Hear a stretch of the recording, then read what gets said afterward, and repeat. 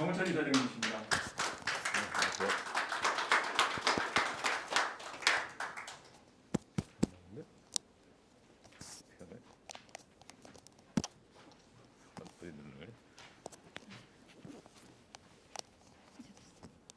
마이크 테스트.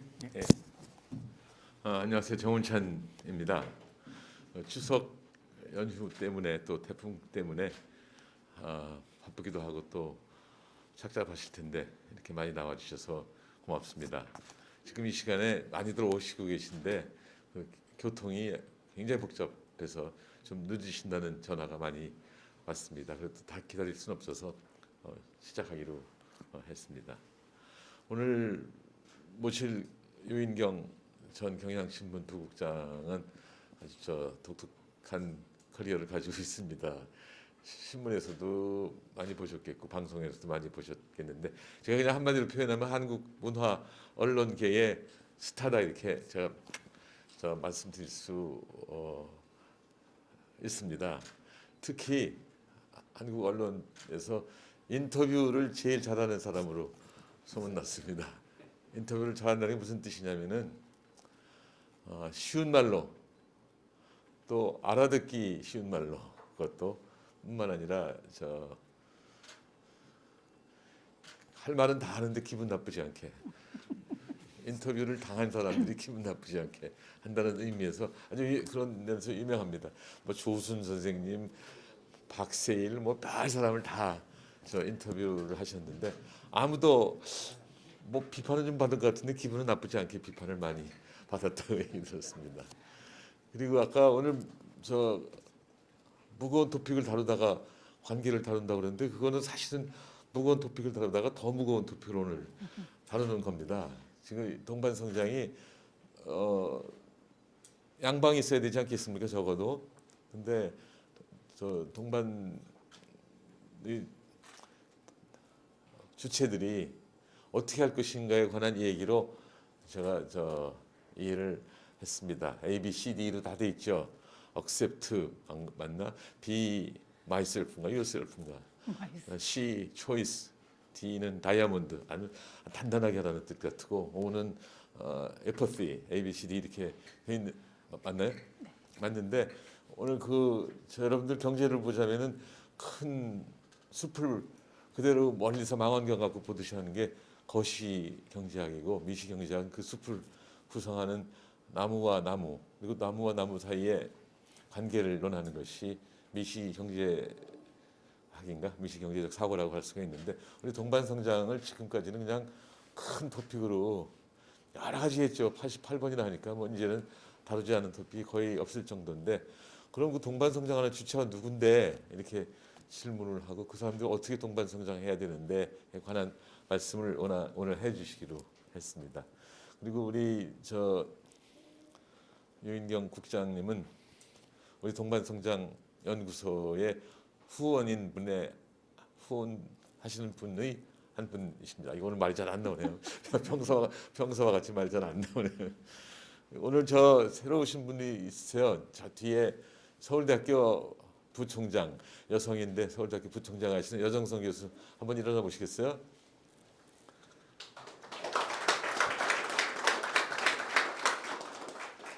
박재현 선생님 뭐 이번 아주 1년여 전부터 개근하시는 분이신 거 다들 아실 거고 또 오랜만에 오셨어요. 정종열 선생님 한번 네. 제가 지난 40년 동안 몸이 아프면 찾아가는 분이 정정열 선생이십니다. 지금 정침술원 하시는데 전 겁이 많아서 침은 못 맞고 지압만 받는데 저희 건강을 다 돌봐주셨습니다. 총장 되자마자 만났더니 건강은 내가 책임질 테니까 열심히 일하십시오. 그래서 열심히 일한 경험이 있습니다. 그리고 우리 기술 혁신에 관련해서 아마 대한민국의 대표일지도 모른다는 생각이 드는 윤생진 선생이 또 오셨는데 아마 깜짝 놀랄 만한 발표가 가까운 시일 내에 있을 거로 저는 믿습니다. 그다음에 또 김수인 기자 한 분도 소개 안 받으셨죠? 우리 스포츠 한국의 김수인 기자 오셨습니다.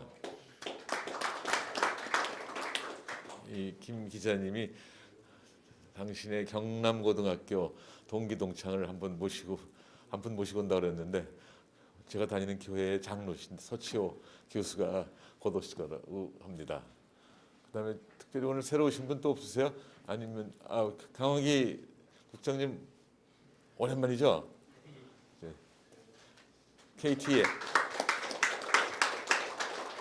KT의 국제 전화국장도 하셨던 것 같습니다.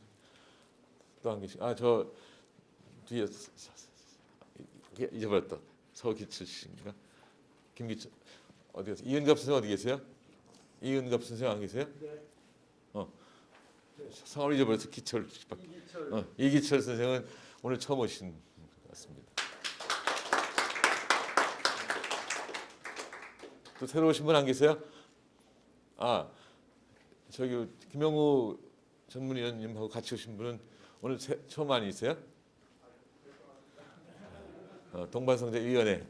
우리는 동반성장연구소고 저희는 동반성장위원회입니다. 위원회는 실질적으로 반관 반민이고 우리는 온민입니다. 온민. 확실하게 민간을.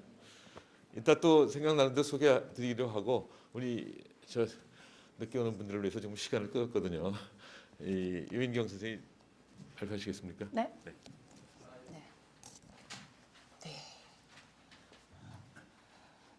예, 안녕하세요. 반갑습니다. 유인경입니다. 네. 저는 유인경이고요. 1982년도부터 기자 생활을 시작을 했다가 2015년에 경향신문에서 정년 퇴직을 하고 이제 지금은 방송도 출연하고 뭐 강의도 다니고 책도 쓰면서 이제 다양한 활동을 하고 있습니다.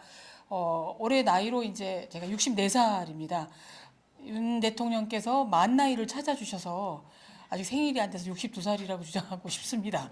근데 사실 동반성장 연구소에 제가 또 그 회원이기도 하지만 아마 이 강의가 89회차라는데 가장 학력이 낮고 가장 전문성이 없는 사람이 강의를 하게 제가 약간 양심불량이라고 느끼기도 합니다. 그리고 뭐 무거운 주제, 가벼운 주제를 떠나서 이제 그동안 너무나 뭐 경제나 뭐 엄숙, 근엄, 진지한 강의를 들으셨기 때문에 조그만 아이스 브레이킹하는 강의도 필요할 거라고 생각했고요. 지금 대한민국만이 아니라 전 세계가 지금 뭐 정말 너무나 많은 위기라든가 뭐 갈등 이런 거에 휩쓸리고 있지 않습니까? 뭐 자연 재해야 어쩔 수 없지만 러시아와 뭐 우크라이나 사태는 물론이고 어디에서 어떤 일이 벌어질지도 모르겠고 저도 30여 년 이상 기자 생활을 했지만 이렇게 언론이 이렇게 나눠진 적도 없었습니다. 예전에는 다른 기자들하고도 밥도 잘 먹고 또 학교 동창도 있고 그랬는데 솔직히 요즘은 조선일보 기자랑 한겨레 기자랑 밥도 안 먹습니다. 정치도 마찬가지인 것 같습니다. 기자 시절에 저도 뭐 100분 토론도 출연했었고 시사 프로는 출연하면 여당 야당 의원들끼리 거기서는 격론을 펼치다가 나중에는 뭐 저 사람들이 이렇게 다정해질 거 그래서 소리를 지르고 싸웠나 싶을 정도로 다 친했는데 이젠 서로 원수가 돼 있는 느낌을 참 많이 봅니다. 그리고 아마도 더 잘 아시겠지만 여러 가지 문제들이 다 많고요. 또 가장 무서운 건 100세 시대라고 해서 지금 어지간하면 다 100세를 사시죠. 최근에 저희 주변에 이제 부모님들이 다 돌아가실 나이인데 이게 막 눈물 곡하는 장례식장 가본 적이 없습니다. 왜냐면 거의 뭐 95세, 100세에 돌아가시기 때문에 그냥 며느리들이 그렇게 화사한 미소로 조문객을 맞을 수가 없었어요. 예. 근데 100세 시대라고 해도 오래 사는 게 중요할까도 아닌 것 같아요. 얼마 전에 자료를 보니까 한국의 독거노인이 이제 100만 명을 넘어섰습니다. 그리고 해마다 400명 이상이 확인된 독거노인 고독사가 400명이고요. 청년 고독사도 200명 정도 된다고 합니다. 그래서 고독사에 이르게 된 요인이 가난이나 질병 때문일까 뭐 그런 건 아닌 것 같고 그래서 제가 뭐가 제일 이렇게 어려움을 겪게 되니까 뭔가 관계라고 생각합니다. 저는 정운찬 그 이사장님께서 서울대 총장 시절에 이제부터 인연을 맺기 시작해서 인터뷰도 몇 번 했었고 총리 시절이나 동방장 그 위원장 시절에도 했는데 동반 성장을 화두로 두신 다음부터 가장 많은 고통을 받으시는 분인 것 같아요. 동반이란 말이 굉장히 아름다운 말이지만 잘 거부 반응이 너무나 많습니다. 그렇죠? 뭐 근데 왜 그럴까? 관계를 매끄럽게 하지 못하는 것 같습니다. 그래서 기자 생활 30여 년 동안 참 많은 분을 만났고 너무 감사하게도 저는 60이 넘었는데 돋보기를 안 쓰고 책 보고 휴대폰 보고 영화 보고 다 합니다. 일주일에 한 책을 두세 권은 읽습니다. 잘하는 게 그거밖에 없어서 간접 경험으로라도 봤던 관계 핵심이 뭘까를 한번 생각해 봤습니다. 그래야 국가와 국민, 기업과 그다음에 기업인과 노동자들, 선생님과 학생, 가족도 다 동반 성장을 하려면 이제 관계를 잘해야 된다라는 생각을 해봤습니다. 특히 이제 100세 시대인데 무병장수는 바라지 않지만 어쨌든 건강하게 사시다가 잠자듯이 돌아가시는 게 다들 많은 사람들 소망일 겁니다. 근데 그 핵심 포인트, 행복하게 이렇게 마무리하시는 분들의 핵심 포인트 역시 관계인 것 같습니다. 아마도 잘 아시겠지만 오만이 인용되어 있는 자료긴 한데 하버드의 행복 리포트라고 있습니다. 74년에 걸쳐서 연구자가 4분이나 바꿔가면서 하버드 대학 졸업생들을 70년 이상 추적한 결과입니다. 하버드 대학을 나온다고 해서 다 성공하고 건강하고 모두 다 행복하진 않은 것 같더라고요.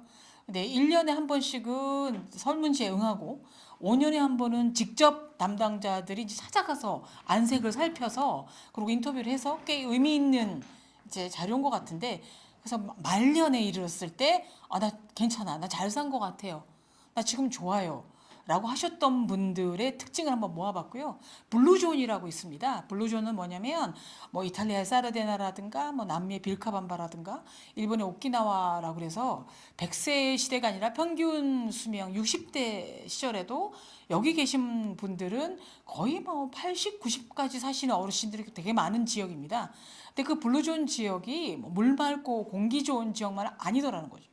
그래서 그분들을 다 조사한 결과 장수하는 분들의 특징이 뭐냐면 건강 보조제 많이 먹거나 이런 게 아니라 하버드의 장수자들과 블루존의 장수자들의 특징은 주변 관계가 굉장히 풍성하다라는 겁니다. 가족들과도 그럭저럭 잘 지내고 동료들하고도 연대를 맺고 있고 이웃하고도 다 친한 이런 분들인 거죠. 학력이나 재산과도 상관이 없는 것 같습니다. 척박한 곳에서 지내는 분들 왜 이렇게 잘 살까? 어르신들은 젊은 애들 귀여워하고 젊은 사람들은 어르신들한테 존경심을 표하고 이런 관계 유지가 잘 되는 분들이 부와 명예에 상관없이 건강한 삶을 누리는 것 같아서 관계가 정말 중요하다 해서 제가 이제 이걸 한번 해봤습니다. ABCD로 아까 이사장님께서 말씀해 주셨는데 이거 왜 안 돌아갈까요? 예, 그냥 말로 하겠습니다. 첫 번째가 accept입니다. 받아들이라는 거죠. 이게 운명을 순응하라 이런 뜻이 아니라 관계에서의 우리가 받아들일 건 뭐냐면 다름을 인정하라는 거예요. 예, 다름을 인정해야 된다는 겁니다. 지금 21세기 2022년인데 21세의 가장 큰 특징이 뭐냐면 5세대가 공존하는 삶을 산다라는 겁니다. 직장에서도 마찬가지고 그다음에 가정에서도 마찬가지입니다. 얼마 전에 이제 제가 공무원 교육을 많이 가는데 그 공무원들을 구청인가를 갔더니요.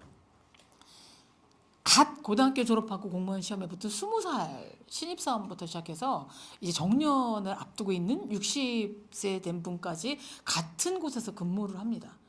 그러니까 직장 동료인 셈이죠. 선후배가 있더라도.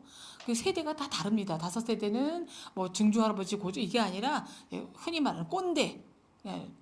꼰대죠. 꼰대 세대. 그다음에 베이비 부머라고 하는 50대 후반.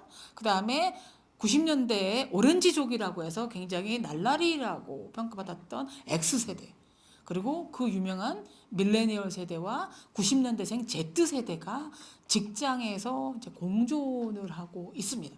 가정에서도 마찬가지인 거죠. 제 주변에 뭐 저도 마찬가지지만 며느리도 없고 사위도 보고 손자도 생기는 연령이 되면 정말 다양한 연령대와 세대, 이 세대 갈등이 이루 말할 수가 없는 대한민국에서의 독특한 문화인 것 같기도 합니다. 뭐 전부 다 뭐 Z세대는 세계적인 추세죠. 근데 똑같이 한국 국적을 갖고 있고요. 한국어를 쓰고 그다음에 한식을 먹는 이들이 세대에 따라서 너무나 다른 생각을 하고 있습니다. 가치관이 굉장히 달라진 거죠. 가치관도 다르고 쓰는 언어도 다릅니다. 저는 경향신문에서 2015년에 정년 퇴직을 했는데 저도 몰랐는데 제가 경향신문 70년 역사상 여기자로는 유일하게 최초로 정년 퇴직을 한 여기자랍니다. 저는 남편이 백수여서요. 돈을 안 벌어주기 때문에 그냥 월급 받는 의미로도 꼬박꼬박 다녔는데 어느 날 정년입니다. 그래서 그냥 나왔을 뿐이에요. 큰 정년까지 뭐 견뎌야지 버텨야지가 아니었어요. 근데 그게 본의 아니게 정년퇴직, 최초의 정년퇴직을 한 여기자라는 게 제 타이틀이 돼서 경이롭게 다들 봅니다. 제 후배들도. 그런데 저는 그게 뭐 자랑스러울 것도 없고 부끄러울 것도 없지만 최근에는 이렇게 정년까지 버티는 게 미덕이 아닌 시대가 됐습니다. 일단 기업체나 직장에서도 정년까지 버티는 사람을 참 싫어한답니다. 왜 안 나가는 거야, 저 사람? 관록, 경륜, 지혜를 활용을 안 하는 세대가 됐기 때문인 거죠. 그리고 요새 헤드헌터 직업 찾는 사람들을 봤더니 이력서를 구직 이력서를 보고서 어떻게 5년 동안 똑같은 회사에 있었어? 아니 이 사람은 도전 정신도 없고 자기 개발도 안 된 사람이고 이런 사람이네? 예전에 가졌던 충성심, 진득함 뭐 이런 게 이제 별로 의미가 없는 세상이 된 거죠. 직장도 마찬가지고요. 젊은 세대들 얼마나 놀랍냐면 오래 안 다닌답니다. 그래서 왜 오래 안 다녔더니 그냥 한 1년 반 정도 다니다가 퇴직하고 그다음에 실업급여, 실직급여 받으면 그걸 뭐 조촐하게 살다가 저희는 이해가 안 가죠. 그러나 이 억셉트 받아들여야 된다는 겁니다. 아, 이 친구도 이런 거구나. 말도 너무나 다른 거죠. 그분들에게는 밀레니얼 Z세대들한테는 너무 다릅니다. 특히 요새 정말 지금 들으시면 조의하셔야 될 게 뭐냐면 지금은 감수성의 시대입니다. 감수성의 시대. 어떤 감수성이냐면 젠더 감수성이 정말 예민해졌습니다. 그리고 인권 감수성이 어마무시합니다. 우리가 예전에 그냥 그럴 수 있잖아. 관습법으로 그렇게 살았잖아. 라고 하는 게 전부 다 무너지는 세대여서 말씀 한마디 하나, 행동 하나가 우리의 수십 년의 경력은 물론이고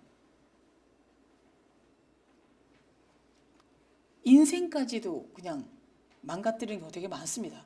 첫 번째 말씀하는 젠더 감성을 얘기하자면 여성과 남성이 다름을 인정하셔야 된다는 얘기가 아니고요. 이게 꼭 여자가 피해자고 남성이 가해자라는 뜻이 전혀 아닙니다. 그런데 좀 더 여성이 거기에 예민합니다.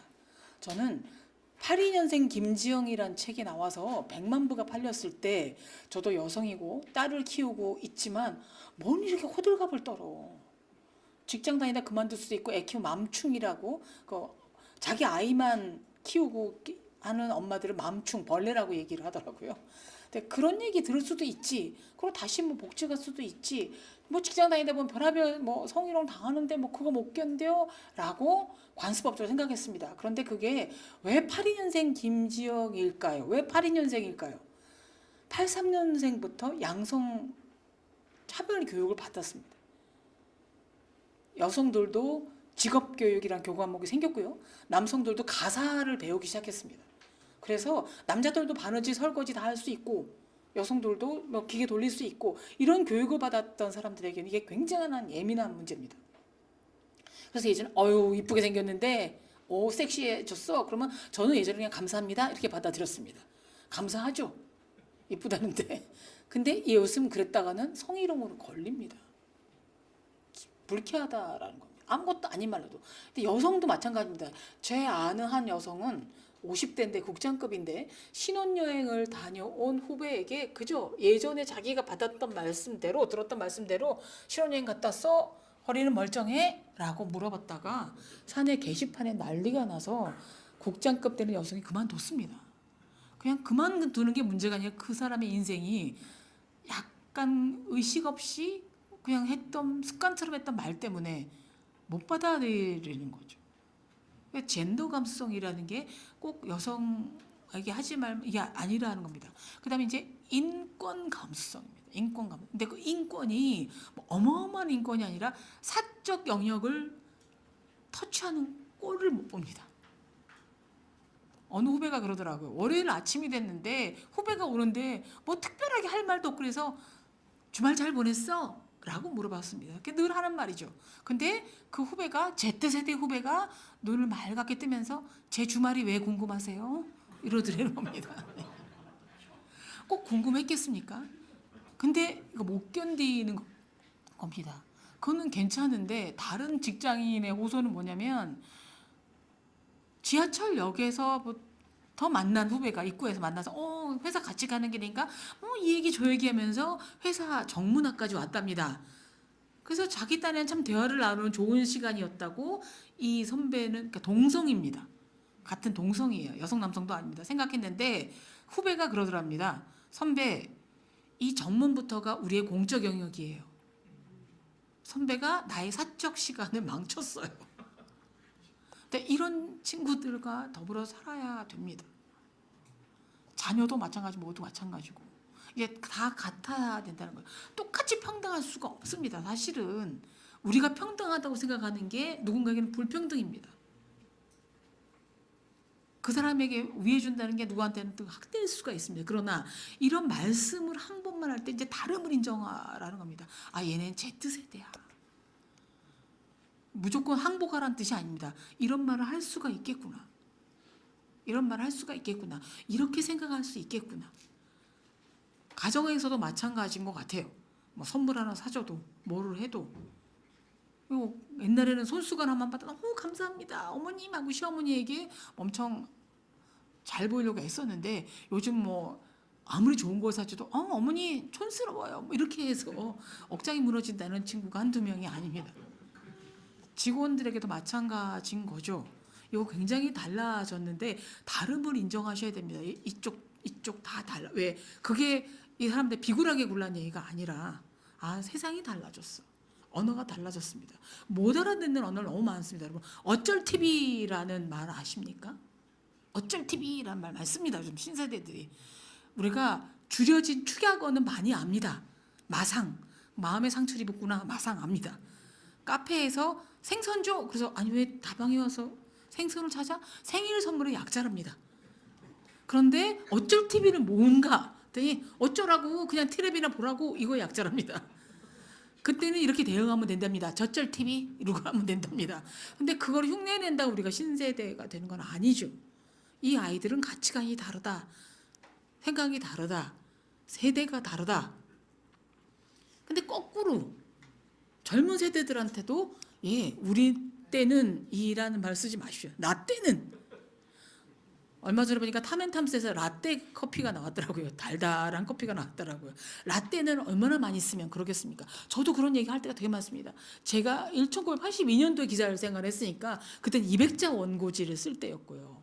그 다음에 연재 소설 원고를 받으러 신입 기자가 가면 집까지 버스 타고 가서 그 종이에 쓰신 거 받아와서 받아 적던 시절이 있었습니다. 그런 얘기를 해드리면 애들이 전설의 고향이처럼 듣기 싫어하더라고요. 어쩔 TV? 뭐 이런 거인 거죠. 그래서 다 다르지만 저 선배는 그랬구나 하고 좀 받아들여질 수 있는 관계가 필요하다는 겁니다. 받아들여야 되는 거죠. 다르구나. 그 다음에 또 뭘 받아들이셔야 되면 꼭 세대 갈등만이 아니라 이렇게 다 훌륭한 지식인들이 모인 사회에서 이런 말씀 드리긴 참 뭐하지만 제가 경험해 본 결과 우리 인간관계에서 제일 놀라운 종류가 두 종류가 있습니다. 첫 번째는 뭐냐면 신념을 가진 또라이를 만날 때입니다. 또라이란 말이 좀 비속어로 쓰일 수도 있지만 요새 저는 신념을 가진 이상한 사람들입니다. 확신범들인 거죠. 왜 저런 사람이 저런 말을 하지? 왜 이러지? 뭐 각종 민원을 막 주장하는 사람, 내 말만 옳다고 하는 사람. 저는 뭐 유튜브를 열심히 보는데 어떻게 이런 얘기를 하지? 싶은 분 너무 많습니다. 보수, 극보수건, 극좌건, 뭐 진보건 어떤 거 간에 어떻게 이런 얘기를 할 수 있지라고 정말 놀랍습니다. 그리고 무례한 말하는 사람 너무나 많습니다. 저에게도 너무나 부당한 요구. 기자 시절에 받았던 각종 민원이나 뭐 테러에 가까운 말이나 뭐 주장이나 내가 독자인데 뭐 이런 얘기할 때도 사실 굉장히 억장이 무너졌습니다. 아니 한 달에 2만 원도 안 하는 신문 구독하고 이렇게까지 권리를 주장할 수가 있어. 근데 그때마다 저는 생각했습니다. 제 경험상 우리가 인생에서 이게 정답이다 뭐다는 없지만 또라이 총량의 법칙은 있는 것 같습니다. 우리가 평생 만나야 될 또라이 수가 정해져 있는 게 아니라 숫자가 아니라 양적인 것. 아이스크림처럼 우리가 직접 만나서 혀로 녹여서 없애는 아이스크림처럼 우리가 직접 부딪혀서 해소해야 될 또라이들이 있더라고요. 그게 상사일 수도 있고 후배일 수도 있고 관계자일 수도 있고 그리고 뭐 거래처일 수도 있고 내 자식일 수도 있고 부모일 수도 있습니다. 어쨌든 근데 그때는 나 이 사람 안 봐. 내가 왜 여기 와서 이런 사람을 봐야 돼? 라고 떠나봤자 또 새로운 곳에서 신종 또라이가 나타납니다.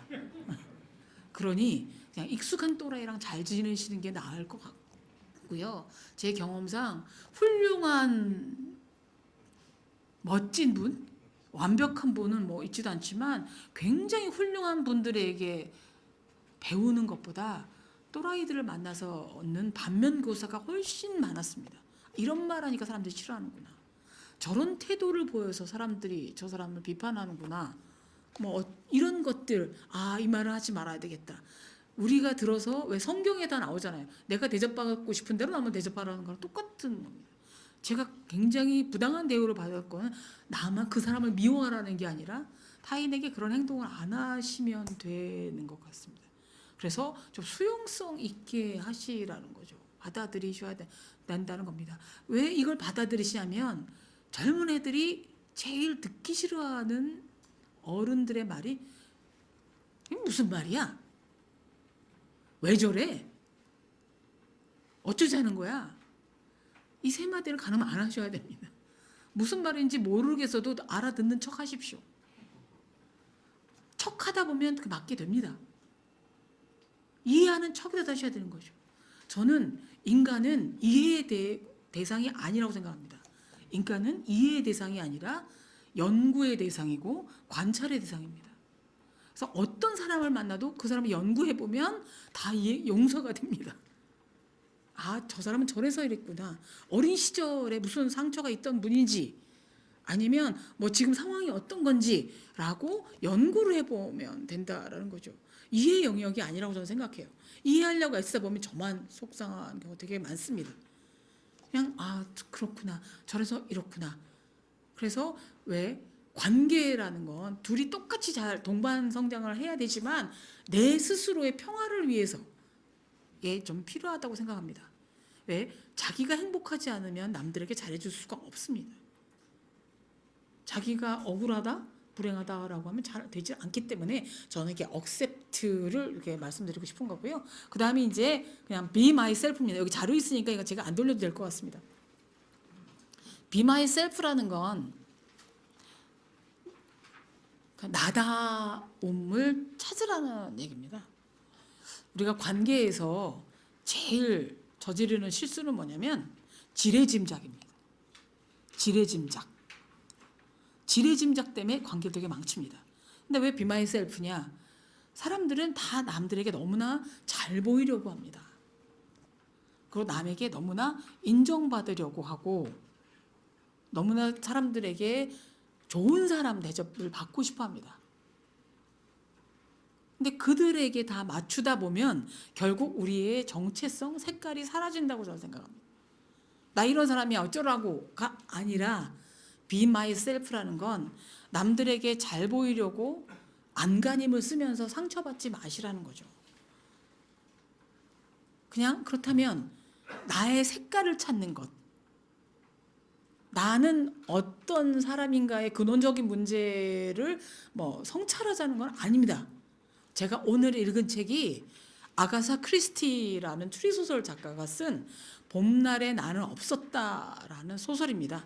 추리소설만 썼던 아가사 크리스티가 가명으로 다른 그 필명으로 6권의 소설을 쓴 것 중에 4번째 소설인데 어떤 거냐면 굉장히 본인이 완벽한 생활 행복을 누리고 있고 뭐 변호사인 남편과 잘 키우는 아이 셋과 뭐 인간관계도 좋고 우아하다고 생각하는 조앤이라는 부인이 아프리카 저쪽에 가 있는 딸내미를 만나러 갔다가 돌아오는 귀국길에 터키 가기 직전에 비가 폭우가 쏟아져서 우리 얼마 전 것처럼 기차를 못 타서 한 일주일 정도의 시간을 어느 지역에서 혼자 있었어야 됩니다. 그런데 읽을 책도 없었고 아는 사람도 아무도 없고 그래서 할 수 없이 자기의 삶을 자기밖에 생각할 수가 없는 공간과 시간이 주어진 겁니다. 호텔 방에서 아무리 여러 가지 상상력을 펼쳐도 결국은 나는 행복했나? 그때 왜 남편이 그 사람한테 그런 눈빛을 보였지? 그때 내 친구가 왜 나한테 한 말은 뭐지?를 유추하다가 결국 자기를 이제 찾아가는 과정인데 해피엔딩이 절대 아닙니다. 근데 우리를 찾으란 얘기가 아니고요. Be myself는 뭐냐면 사실 저는 남에게 최선을 다하려다가 본인이 상처받거나 병에 걸리는 경우를 너무 많이 봤습니다. 공황장애라든가 우울증이라든가 각종 심근경색이라는 거는 너무 안간힘을 쓰고 남에게 잘 보이려고 아니면 회사에서 아니면 뭐 가정에서 이런 분들이 병에 걸립니다. 그래서 최선의 배신이라는 책을 저는 쓰고 싶습니다. 최선을 다한다는 게 뭘까요? 저는 최선을 다해도 남들에겐 최선을 안 받아들일 경우가 많습니다. 지금 저는 이제 결혼을 한 30대 중반에 딸을 키우고 있는 엄마입니다. 결혼을 했고 또 아이를 낳은 손자가 있는 할머니인데 제 딸이 어느 날 그러더라고요. 엄마 내가 초등학교 일기장을 보니까 엄마가 내가 초등학교 아주 저학년 때 자기를 놔두고 아빠도 어디 가버렸고 해외 출장을 갔다는 겁니다. 그러면서 저한테 엄마 지금 같으면 엄마 경찰서에 끌려가. 아동학대야. 너 혼자 있는 건 아니었잖아. 그때 할머니가 있었지만 그때 우리 할머니 치매였잖아. 어떻게 70대 치매 할머니하고 나를 놔두고 엄마는 해외 출장을 갔어? 근데 저로서는 제 생업에 충실할 수밖에 없었습니다. 그리고 제 기억으로는 그 아이가 좋아할 선물을 잔뜩 사갖고 왔던 걸로 기억이 돼요. 근데 그 아이한테는 선물이고 뭐고 간에 엄마 이미 자기도 잊었을 텐데 일기장 막 하더라고요. 그래서 왜 굉장히 아니 이렇게 나를 경찰에 가고 감옥에 갈 엄마로 나는 걔를 위해서 내가 얼마나 최선을 다했는데 프랑스 유학도 보내주고 결혼할 때 내가 정말 전세금 자금도 대주고 다 했는데 이런 배은망도 생각이 들었는데 이제 그게 문제가 아니라 우리에게 필요할 건 그 아이의 한마디 역습에 휘둘리는 게 아니라 최적화된 상태를 만드는 거죠. 우리 스스로가 최적화된 상태, 내 에너지, 컨디션이 가장 괜찮은 상태를 만들려면 우리가 어느 때 기분이 좋고 어느 때 기분이 안 좋고 이거를 좀 아셔야 되는데 정작 우리 스스로에게 관심이 없습니다. 우리는 대통령 부인이 성형수술한 거 너무나 잘 파악하고 있습니다. 귓밥까지 수술했대? 뭐 이러면서 다 압니다. 그런데 정작 본인의 건강 별로 잘 모릅니다. 건강검진 받으러 갔다가 아이고 위암 3기라네? 이런 분 너무나 많습니다. 근데 그런 상황이 아니라 한번 여러분 한번 빈 노트나 메모지에 나는 어느 때 제일 기분이 좋아지나 어느 때 제일 가슴이 설레나를 10가지는 아니더라도 5가지만이라도 한번 써보십시오. 골프들 많이 치시는데 골프 정말 좋으십니까? 필드에 나갈 때마다 막 엔돌핀 막 나오십니까? 그럼 하셔야죠. 근데 뭐 사업상 비즈니스로 뭐 어쩔 수 없이 굳이 안 나가셔도 됩니다. 근데 저는 그걸 잘 씁니다. 저는 책에 밑줄 치면서 글 읽을 때 너무 행복합니다. 너무 좋습니다. 제 딸이 제발 밑줄 치지 말라고 중고서적으로 못 판다고 알라딘의 재고로 팔아야 되는데 엄마가 그것 때문에 요새는 연필로 칩니다. 이게 지우개로 지우면 되니까. 근데 너무 좋은 책에서 아주 근사한 문장 어떻게 이렇게 명징한 표현을 썼지라고 깜짝 놀랄 만한 문장을 발견할 때마다 너무나 막 기분이 좋아집니다. 그럼 계속 책을 읽는 거죠, 저는. 그다음에 커피를 굉장히 좋아합니다. 그러니까 특정한 종류의 특정한 향의 커피를 찾아서 먹을 때 제가 굉장히 막 축복받았다라는 생각이 많이 듭니다. 제가 커피 믹스에서 의절하고 이 커피로 돌아선 지가 얼마 안 됩니다. 근데 커피 믹스의 맛에 길들여 있다가 그냥 흔히 말하는 아메리카노 블랙 커피의 그 슴슴한 맛과 그 짙은 맛에 굉장히 황홀해지면 제가 그런 순간을 누리면 되는 거죠. 어느 때 제일 좋으냐, 어떤 사람한테 기분이 좋으냐, 뭐 어떤 환경이 좋으냐, 어떤 옷 차림일 때 내가 가장 나다 보이나.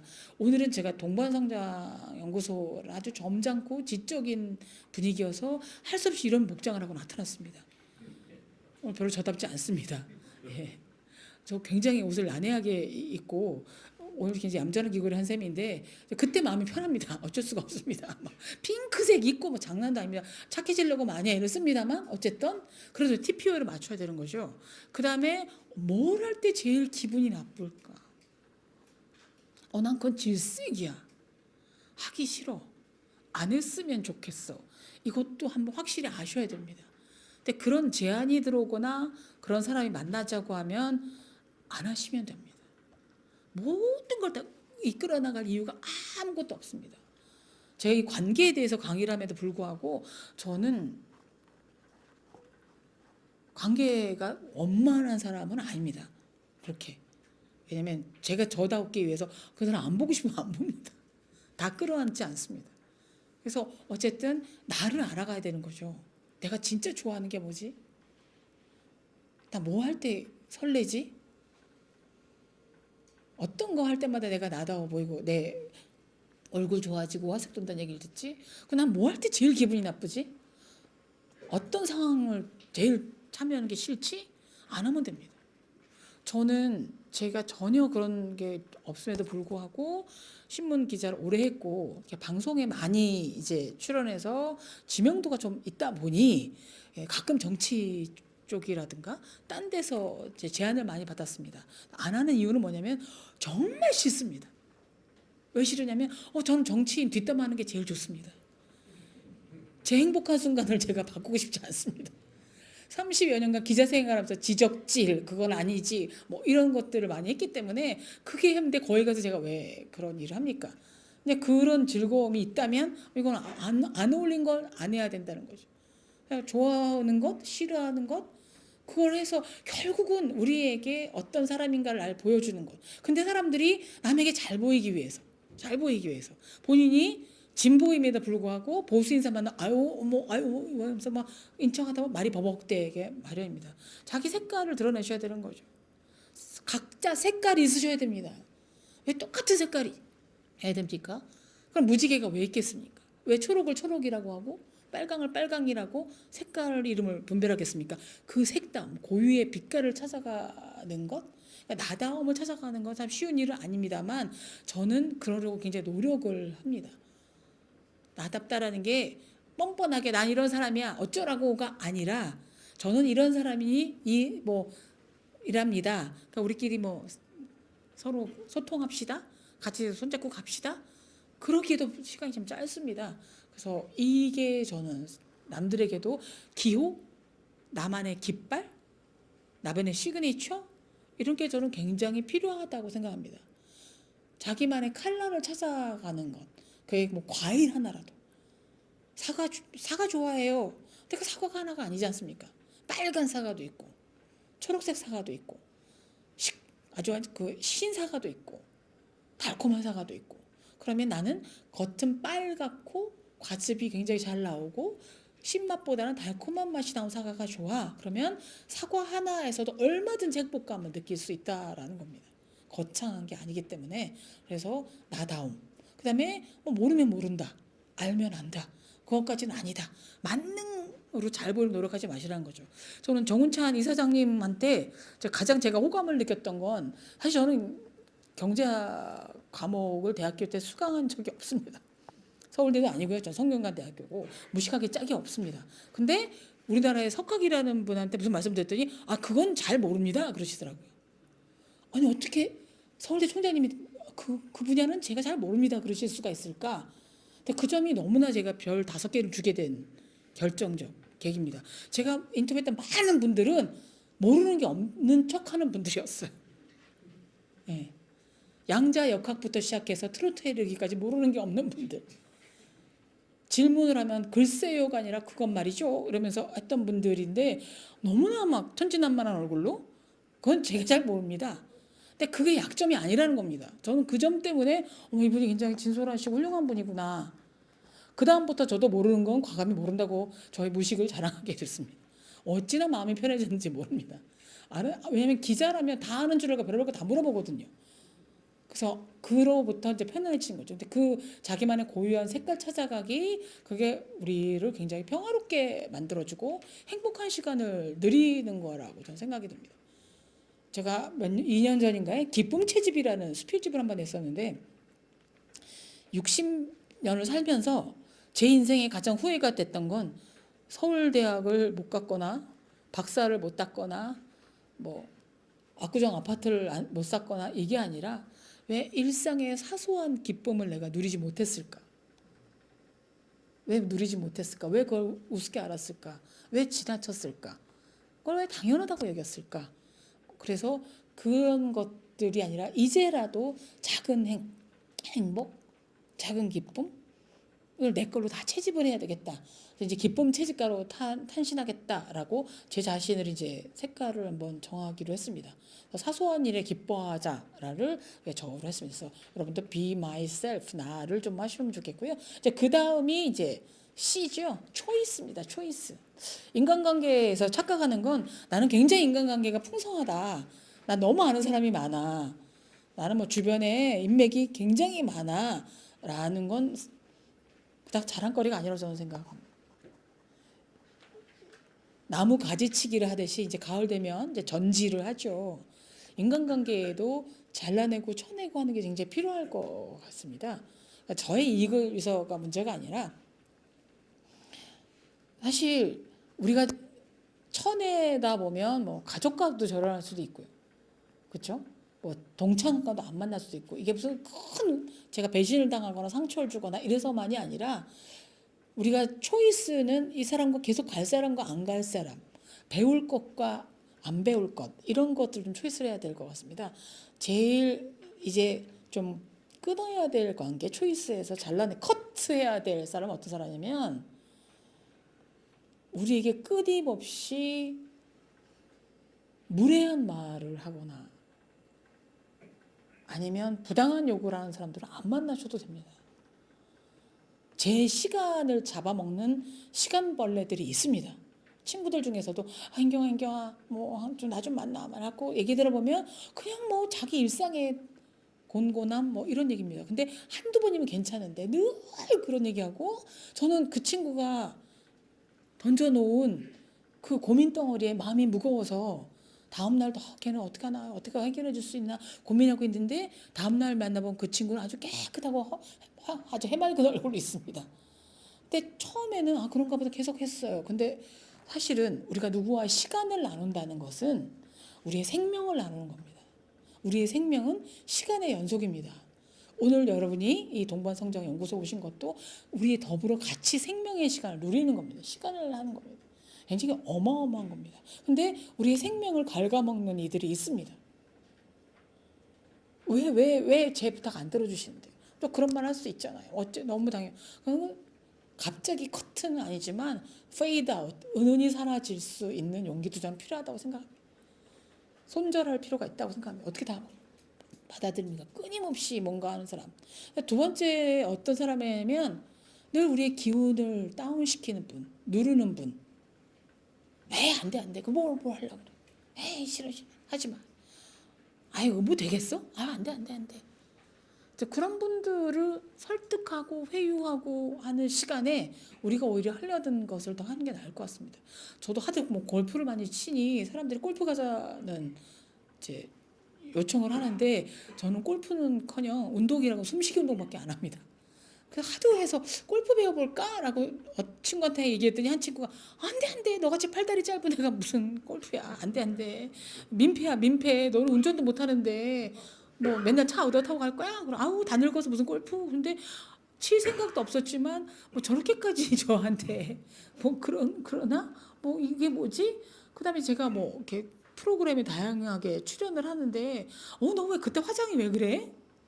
너 왜? 그러니까 제가 한 말은 전혀 관심도 없고 이런 얘기를 하면 그 친구가 진짜 꼭 끌어안고 밥 사주며 뭐 해주며 할 이유는 없다고 생각하니까 고마워 좋은 지적 고마워 라고 생각을 할 뿐입니다.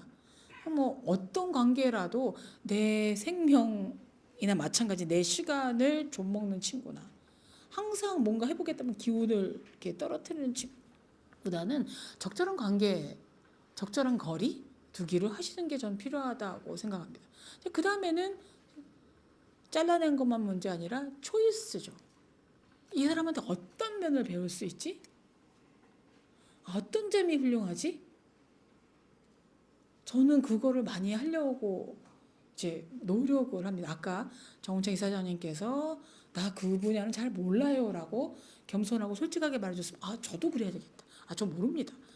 예, 그거는 뭐 들어는 봤지만 제가 문외한입니다. 라든가. 그게 절대 나쁜 게 아닌데 그게 이제 자연스럽게 할 수 있죠. 그럼 배워야 되는 거죠. 저는 인생은 디테일 is everything이라고 생각합니다.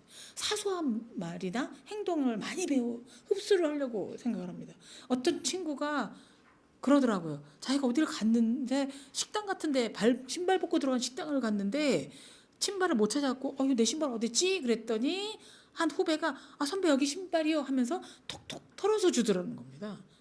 그게 뭐 먼지 묻건 흙 묻은 게 아닌데 근데 그냥 야 내 신발 어딘지 찾아와라는 명령조가 아니라 신발 어딨지라는 말을 듣고 가서 가져와주고 탁탁 털어주고 이거에 굉장히 감동을 받았대요. 그래서 자기도 자기 가족한테도 나갈 때 외출할 때 톡톡톡 한번 신발을 털어주니까 좋아하더라는 겁니다. 그런 말 하나 뭐 이런 것들 하나가 저는 굉장히 우리가 책을 제가 많이 읽지만 결국은 다 사람한테 배웁니다. 그 사람의 행동, 그 사람의 언어, 뭐 어떤 것 많이 배웁니다.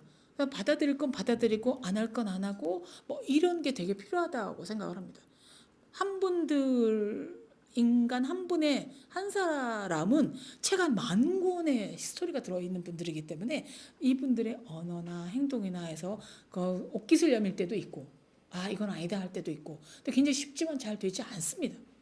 남 흉내를 내거나 그게 아니라 끊임없이 내가 어떤 선택을 하느냐. 그래서 저는 왜 관계가 중요하다고 생각하면 기업도 마찬가지고요. 정부도 마찬가지고 어떤 큰 핵심 역할을 하는 사람들을 보면 그 사람이 아니라 주변에 누가 있느냐가 정말 중요한 역할을 합니다. 한마디라도 조언을 제대로 할 친구가 있으면 그런 행동 안 하셨을 텐데 왜 저러시지?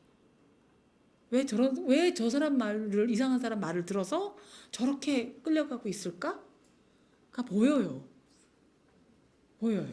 그래서 그런 분들 내 주변에 있는 사람들이 나한테 어떻게 선한 영향력을 줄 수 있는 사람이며 선한 영향력이 꼭 뭐 모범이 된다거나 뭐 이런 건 아니라 하더라도 아예 멘토로 삼을 사람들이 많아야 된다라는 거죠. 그 멘토가 뭐 연령에 상관없이 그래서 어쨌든 초이스가 필요하고요. 이제 그 다음이 이제 D입니다. D.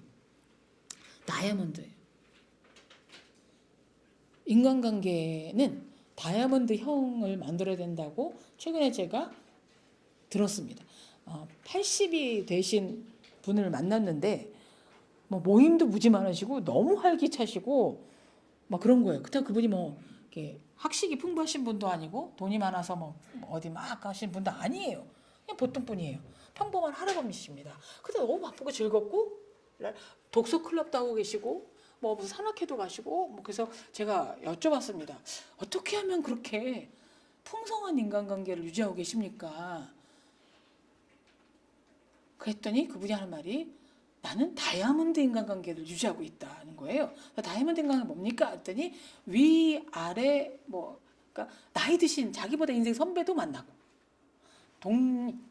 동년배들하고는 더 폭넓게 만나고 그게 뭐 고등학교 동창이 됐던 동료가 됐던 만나고 젊은 친구들하고도 만난다라는 겁니다.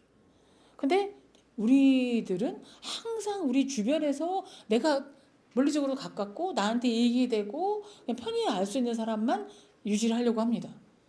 아니죠. 어르신들로부터 얻는 지혜는 그다음에 젊은 사람들로부터 신선한 감각 이런 것을 계속 유지를 하는 게 좀 중요할 것 같습니다. 왜 제가 어르신들을 저도 이제 어르신의 나이가 됐지만 하냐면 학식에 상관없이 경륜과 연륜과 지혜를 갖춘 분들 지식은 금방 습득이 되는데 지혜는 우리가 먹은 밥그릇의 양에 따라 달라지는 것 같습니다.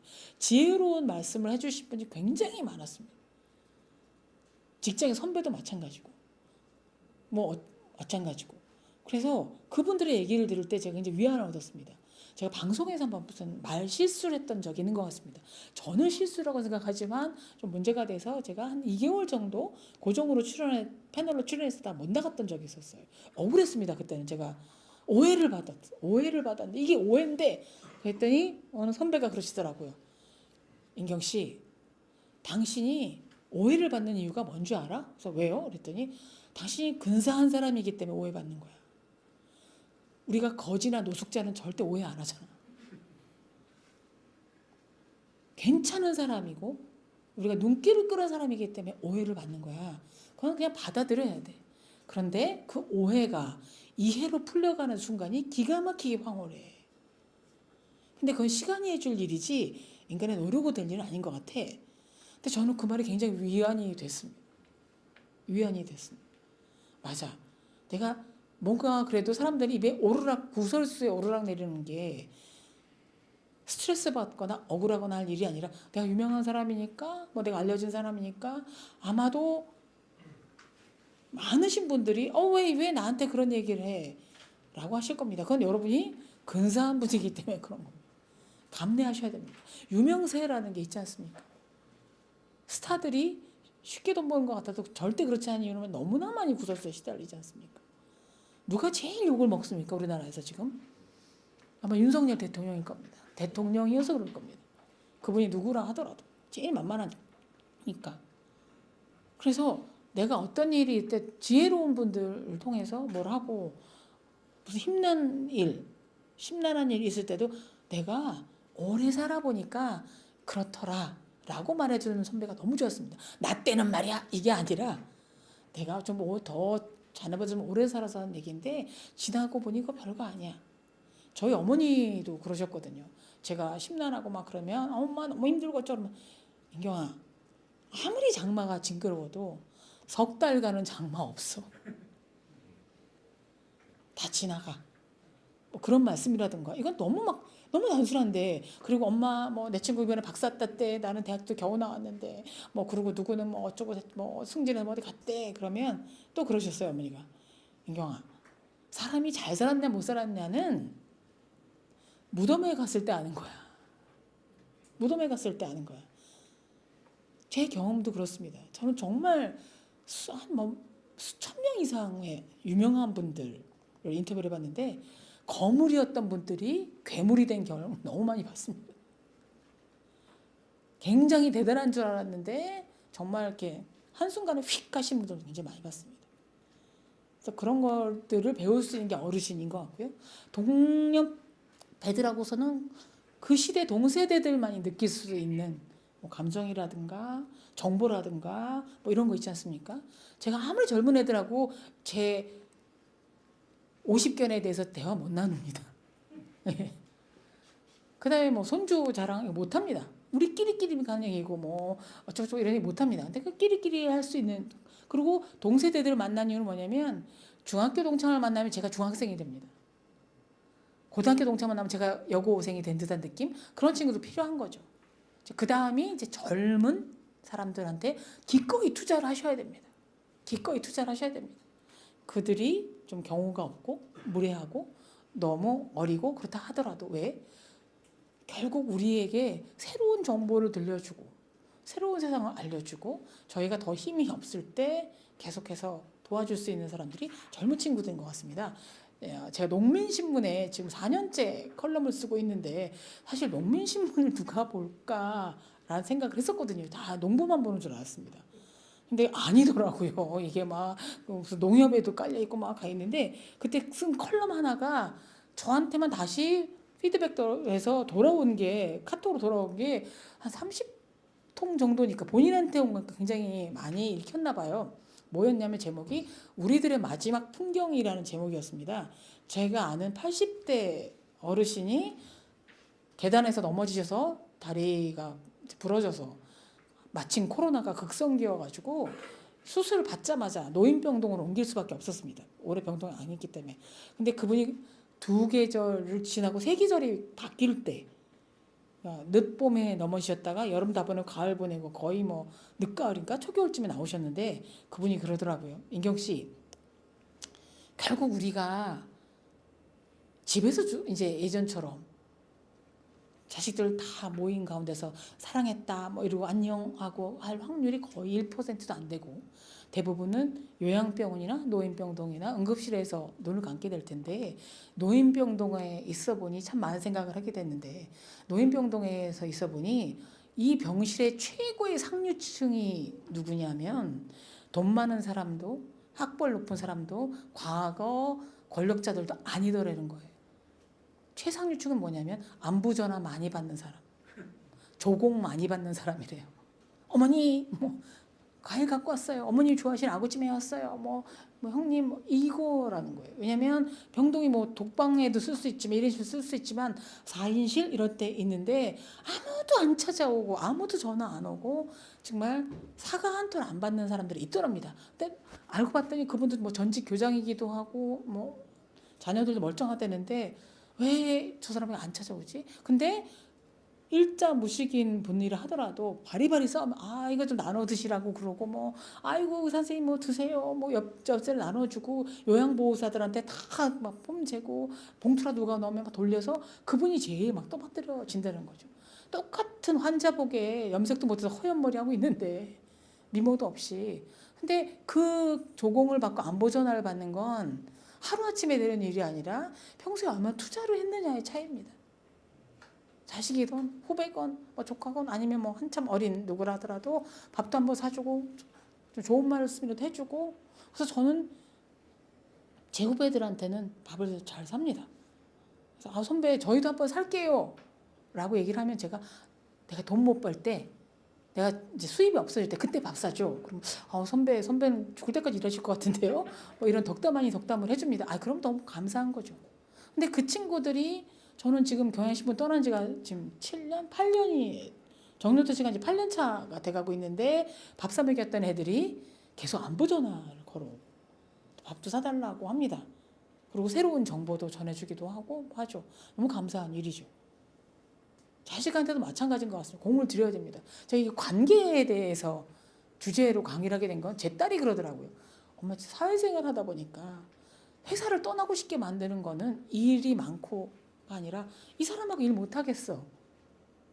이런 관계의 갈등 때문이더라는 거예요. 상사가 마음에 안 들던 신입사원이 마음에 안 들던 다 관계가 문제인 것 같아. 친구랑 관계도 그렇고 부모랑도 그렇고 어머 관계에 대해서 한번 얘기 좀 해봐라고 제 딸한테 영감을 받아서 제가 아 관계를 주제 한번 얘기를 해봐야 되겠다라고 해서 지금 제가 하게 된 겁니다. 딸한테 제가 뭘 잘 사주지 않았으면 절대 나올 수가 없는 얘기입니다. 선물을 기꺼이 하지 않았으면 엄마 아이 그렇게 지내 엄마 제발 뭐 그런 데 나와서 떠들지 마 뭐 엄마 왜 이래 노티나 뭐 이런 얘기만 들었겠죠. 근데 제가 기꺼이 지갑도 열고 뭐도 해주고 뭐 산후조리 비용 다 내고 그다음에 전화도 잘 걸어주고 하니까 공짜가 없습니다. 그리고 이 다이아몬드를 제가 주장하는 거는요. 끊임없이 커팅을 해야 됩니다. 연말해야 되는 거죠. 다이아몬드는 녹슬지는 않지만 때도 타고 하면 끊임없이 해야 돼요. 그게 뭘까? 그 80대 어르신이 그 말씀 하시더라고요. 자기는 70 넘고부터 인생관을 퍼뜩 생각, 후딱 행동으로 바꿨답니다. 그게 뭐냐면 퍼뜩 생각이 나면 후딱 행동을 한다는 거죠.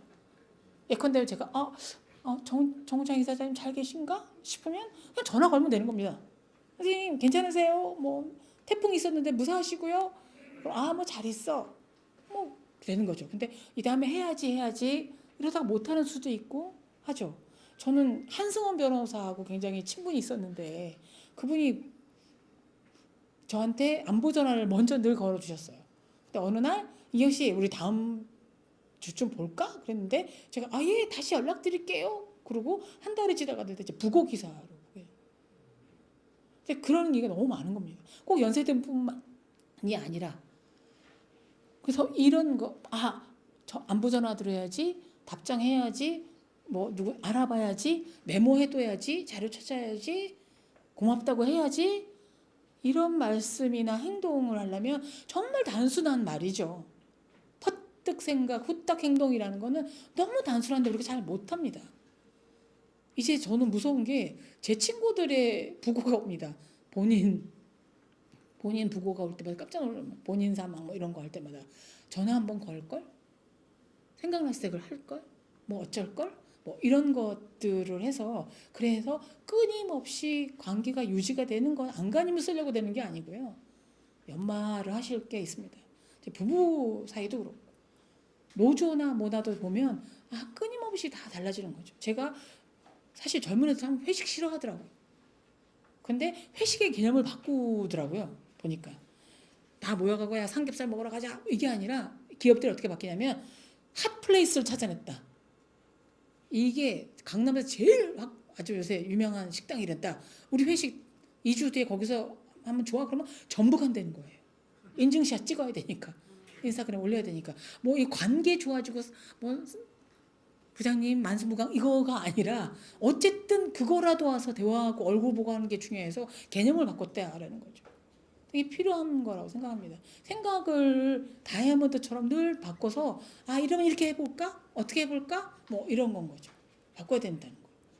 전혀 다르게 뭐 이런 걸 바꾸실 필요가 있고요. 제 마지막이 엠퍼스예요. 공감과 공감하는 거죠. 모든 사람들은 다 너무나 외롭습니다. 다 인정받고 싶어하고 고독합니다. 그래서 영국이라든가 일본에서는 정부에서 인간의 외로움이나 고독을 관리하는 부서를 만들었습니다. 근데 왜 외롭고 고독할까요?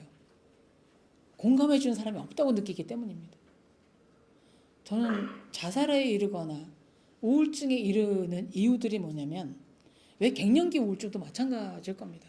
당신 멋진 사람이야, 괜찮은 사람이야, 고마워 이런 말을 못 들은 사람들이죠. 꼭 그 사람들이 빈곤층이거나 뭐 사각지대 있는 차상위 계층이라는 게 아니라 이게 굉장히 중요합니다. 공감해 주는데 공감 어렵습니다. 절대 공감 못합니다. 저도 저를 모르는데. 근데 적절한 리액션이 정말 좀 필요하다고 생각합니다. 그 리액션 중에서 뭐 호들갑을 떨려 그런 얘기가 아니라 저는 얼마 전에 한 에세이를 읽었는데 그 문장이 참 와닿았습니다. 선물은 받는 사람이 완성한다라는 겁니다. 주는 사람이 주는 거지만 정작 그 선물의 가치는 받는 사람이 완성한다는 겁니다. 그게 뭐 장미 한 송이를 주더라도 감사합니다. 장미를 주셨어요. 너무 좋습니다. 꽃 받아보는 게 정말 얼마만인지요. 감사합니다라고 하면 장미가 어마어마한 가치를 하는 거죠. 무슨 그게 뭐 에르메스 가방보다 더 할 수도 있겠죠. 근데 아무리 좋은 거 줘도 이게 안 되는 거죠. 그래서 정말 적절하게 감사합니다. 좋습니다. 대단합니다. 이게 조금 이건 훈련입니다. 타고나기를 그렇게 그냥 무감각하게 타고나서 대부분의 남성들이 더 나중에 독거노인이 많고 고독사에 이르게 되는 건 엠퍼시를 못 하시기 때문입니다. 훈련을 그렇게 받았습니다. DNA가 문제가 아니라 공감력이 떨어지게끔 교육을 받았습니다. 까불지 마, 웃기지 마, 뭐 말하지 마 이렇게 했는데 어떻게 합니까? 아무리 말이 있어도 못한다라는 거죠.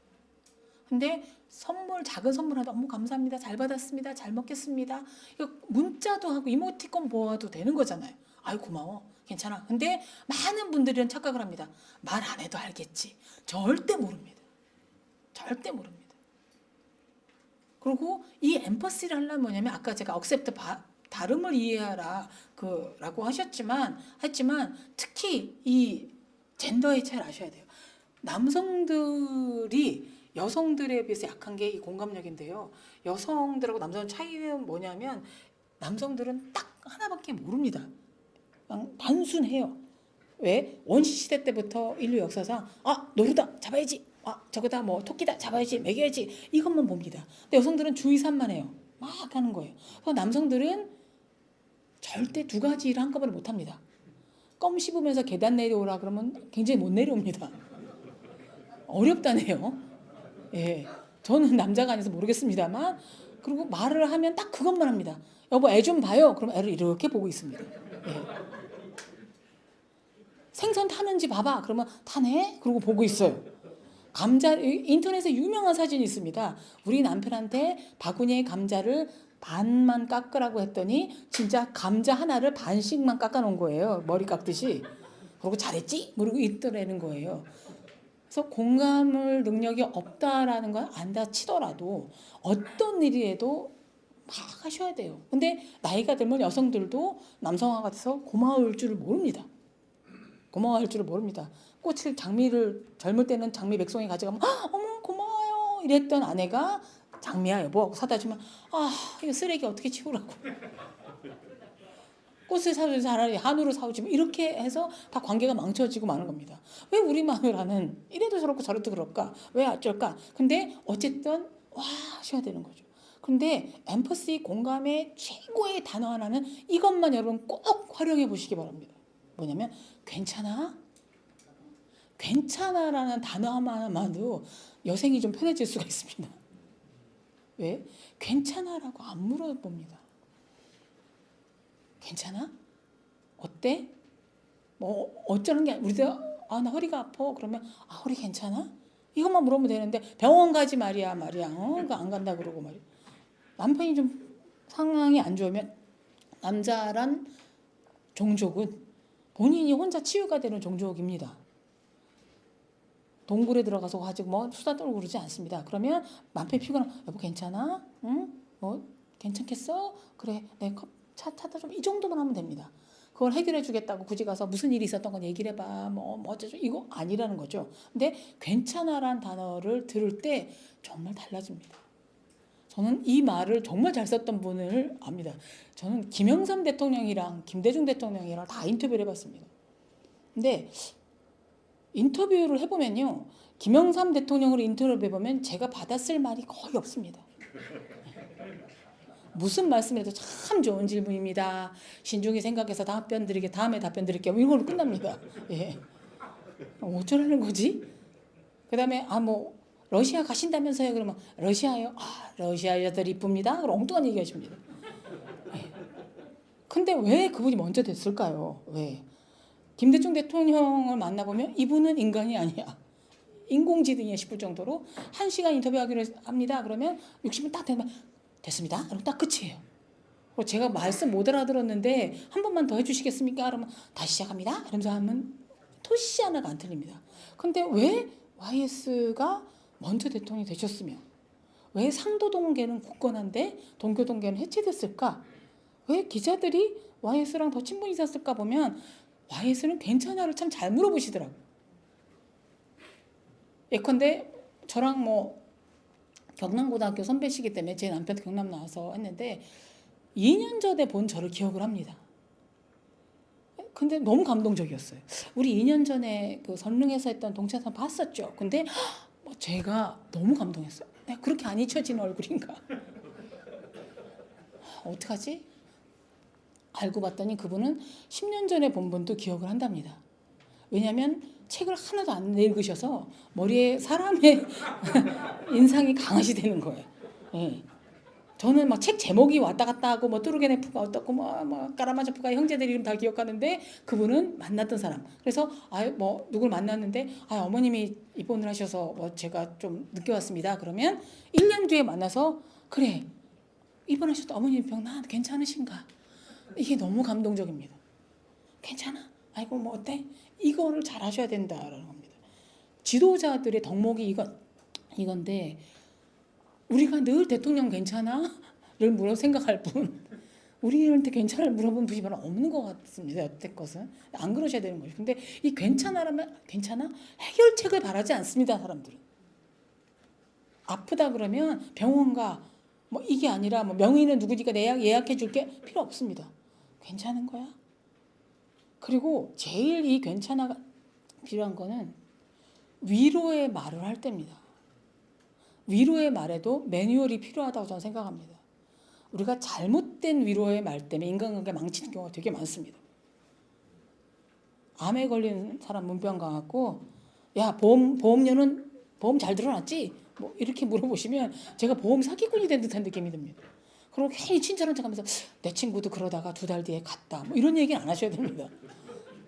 그거 아무리 통계라도 하실 필요가 없다는 거예요. 그냥 괜찮아? 지금 잘 받고 치료받고 있어? 이 정도면 된다라는 거예요. 그게 좋은 일이든 나쁜 일이든. 그래서 저는 제 손자도 지금 14개월밖에 안 됐지만 괜찮아 라고 주변에 물어볼 수 있는 남자를 키우고 싶습니다. 제가 키우는 건 아니지만. 저도 잘 못합니다. 저도 괜찮을 잘 안 물어봅니다. 저도 굉장히 무심경한 사람이기 때문에. 그런데 가족관계, 직장 상하관계, 정부와 기업의 관계 이런 동반성장이 될 것도 사실 괜찮합니다. 사주 CEO님들 괜찮으세요? 뭐 제 이 강의한 게 여기 문건으로 나중에 정리된다는데 이건 절대 문건에 나올 수 없는 말이지만 CEO가 여러분 행복한 게 아니지 않습니까? CEO들도 있으실 텐데 CEO가 뭐의 약자인 줄 아시죠? 시발 이거 언제까지 해먹으란 얘기야 약자랍니다. 힘듭니다. 그런데 사원이 와서 사장님 괜찮으세요? 뭐 지금 요새 뭐 환율도 자꾸 올라가는데 우리 괜찮으신 거예요? 이렇게 물어보지면 막 그 친구 승진시켜주고 싶습니다. 근데 안 하는 거죠. 그리고 직원들한테서 괜찮아? 요새 뭐 컨디션 괜찮아? 우리 밥은 잘 나와? 뭐 이런 거만 물어봐도 그냥 따뜻한 분위기가 되는 겁니다. 이 괜찮아를 서로 물어보는 관계가 좀 필요한데 근데 제일 중요한 관계는 우리 자신과의 관계입니다. 나는 괜찮은가? 나 괜찮은가? 내 기분이 괜찮은가? 내가 지금 상황이 괜찮은가? 내 몸은 괜찮은가?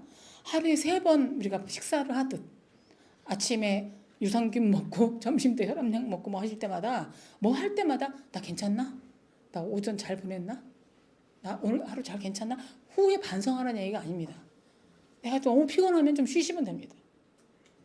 그리고 괜찮아. 결국은 그래 난 괜찮아 라고 말하는 것. 그게 뭐냐면 회복 탄력성입니다. 대단한 게 필요한 게 아니고 강철 멘탈 아니면 불굴의 의지 이거보다 회복 탄력성. 그래 난 괜찮아. 난 괜찮아 노래도 있지 않습니까? 제가 동반성장 연구소이고 오랜 친분이 있어 자꾸 정운찬 이사장을 인용하는데 제가 볼 때 너무나 많은 위기를 겪으셨습니다. 서울대 총장 시절에도 황우석 교수 사건이나 뭐 총리 하실 때 제가 선생님 괜찮으세요? 그러면 괜찮아 그러셨어요. 물론 술김에 하신 소리였지만 그래서 걱정 안 합니다. 저는 왜? 회복 탄력성이 몹시 좋은 분이에요. 여기 건강을 책임져 주시는 선생님도 오셨다고 하지만 스트레스 지수가 썩 많지는 않으신 것 같습니다. 잠을 잘 주무신다는 거예요. 깜짝 놀랐습니다. 못 주무셔야 당연한 마땅한 분인데 그게 회복 탄력성입니다. 어떤 상황에서든 그래 난 괜찮아 라고 나를 다독거려 줄 수 있는 이게 필요할 것 같습니다.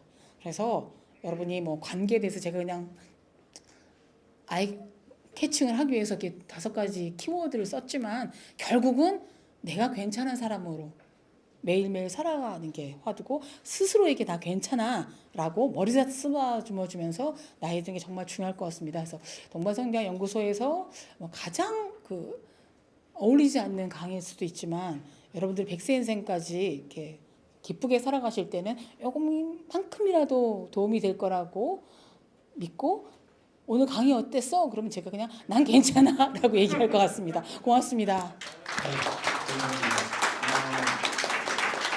한 가지만 부탁드리고 시작하겠습니다. 질문하실 때는 본인 소개 시간 포함해서 2분 이내에 질문해 주시면 좋겠습니다. 네, 질문 받겠습니다. 네, 김세희 기자. 네. 예. 질문 드리기 전에 그 이사장님이 제 소개를 너무 간단해 가지고 다시 한번 하겠습니다. 제가 1981년에 매일경제신문 기자를 시작으로 이제까지 이제 뭐 기자와 기사와 칼럼을 쓰고 있습니다. 예. 그래서 제가 관리를 잘해 가지고 지금 젊어 보이지만은 지지난달에 칠순을 맞이했습니다. 그래서, 와. 그래서 지금 대한민국의 최고령 기자 겸 칼럼니스트입니다. 와. 오늘 그 제가 왜 어떻게 왔냐 그러면은 연사님하고 특별한 관계가 있기 때문에 그렇습니다. 어떤 관계냐? 남편분하고 제가 경남고등학교 동기입니다. 아까 그래서 남편분을 백수라 그랬는데 백수라면 뭐 틀리진 않은데 그 사업을 잘 하다가 운이 안 좋아서 이제 지금 오래 좀 쉬고 있을 뿐이지 백수는 아닙니다. 그리고 2015년 그 정년퇴직하시고 남편분이 기사를 노릇하는데 그래서 백수는 절대 아닙니다. 그래서 퇴직하기 전에는 제가 그 설해마을 집에도 우리가 카드놀이 하러 가끔 갔습니다. 그 친구도 이제 뭐 백수였으니까. 그런데 카드놀이를 하러 가서 한 2달에 한 번씩 갔는데 어느 날 못 하겠다 그래요. 왜 그러냐면은 야 마누라가 카드는 주는데 현금을 안 준대. 현금을 안 주니까 카드놀이 할 수 없잖아요. 그래서 저도 바쁘고 이제 이래서 이제 그 남편분을 제가 거의 못 만나고 있는데 이제 앞으로 현금도 좀 주세요. 아, 예. 알겠습니다. 그래서 이제 제가 질문 드릴 거는 저도 나이가 드니까 아까 그 초이스 편에 말씀하셨는데 그 친구들이 뭐 말도 이상하게 하고 행동도 이상하게 하고 그다음에 뭐 매너도 없고 막 어거지 뭐 부탁도 이래가지고 자꾸 싫어가지고 제가 잘라내거든요. 사실은 그게 잘라내다 보니까 이제 잘못하면 가족밖에 안 남겠더라고. 그래서 그걸 열심히 노력해가지고 관계 개선을 해야 되는지 안 그러면은 뭐 X 같은 친구들은 하나씩 잘라야 되는 건지 그거에 대해서 간단한 예. 팁을 좀. 제 남편에게 현찰도 주도록 하겠습니다. 사실 그 친구들은 그냥 우연히 만난 시절 인연들이 아니기 때문에 확 자르기는 어렵습니다만 나이가 들수록 부탁할 일이 많죠. 이제 김영란법 때문에 어렵긴 하지만 별의별 뭐 기자 쓰니까 할 텐데 그거에 정답은 없습니다. 모든 인간관계 정답은 없지만 제가 인간관계에서 아 이렇게 하면 되는구나라고 느꼈던 것 중에 하나는 500년 전에 이탈리아의 철학자 귀차르디니라는 사람이 있습니다. 이름 너무 웃기죠? 귀차르디니. 근데 귀차르디니가 거절하는 방법을 쓴 글이 있습니다. 뭐냐면 누가 예컨대 뭘 좀 부탁을 하면 그거를 단칼에 아 안 돼 안 돼. 아 못해 난 몰라. 나 힘 없어. 여기 뭐 무서운 거 알잖아. 라고 칼같이 자르시는 건 그냥 위험하다라는 거예요. 왜냐하면 누구에게 10만 원을 꿔달라고 하던 아니 뭘 알아봐 달라고 하던 그 사람에게는 이제 절박한 문제일 수도 있는데 근데 그럼 어떻게 할까? 그러면 그 앞에서 냉정한 거절이냐 아 그래? 알아볼게 내가 좀 정신없이 받았는데 아 뭐라고 알아볼게 이러고 난 다음에 이렇게 잊으시라는 겁니다. 잠시 예컨대 100만 원을 꿔달라는 친구가 있다면 야 먹고 죽을래도 돈 없어 못 줘 이런 말보다 야 내가 지금은 돈이 없다. 근데 내 돈 관리를 마누라가 하는데 되는지 한번 물어볼게 라든지 한번 내가 친구한테 물어볼게 라든지 하고서 잠시 잊고 있으시면 사실은 우리한테만 부탁하는 건 아니라는 겁니다.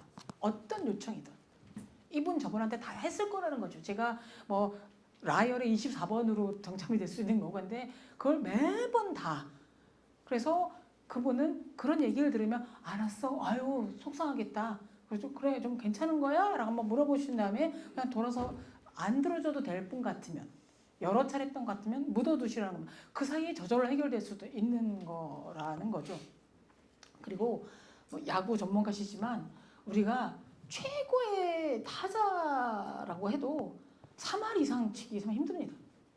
10번 부탁, 10번의 공에서 3번만 받아쳐도 최고인데 부탁마다 다 들어주실 필요가 없다는 거죠. 그건 꼭 친구와의 문제가 아니라 직장에 있다 보면 일이 너무 많이 주어지는 상사가 있습니다. 이거 해라 저거 해라. 그거 다 받아주다 보면 다 엉터리 방터리가 됩니다. 많은 친구들이 얘기를 해요. 왜 저만 일을 주죠? 똑같이 월급 받을 때 쟤는 뺑뺑 놀고 있고 그런데 억울해할 게 아니라 그때 말씀하셔야 돼요.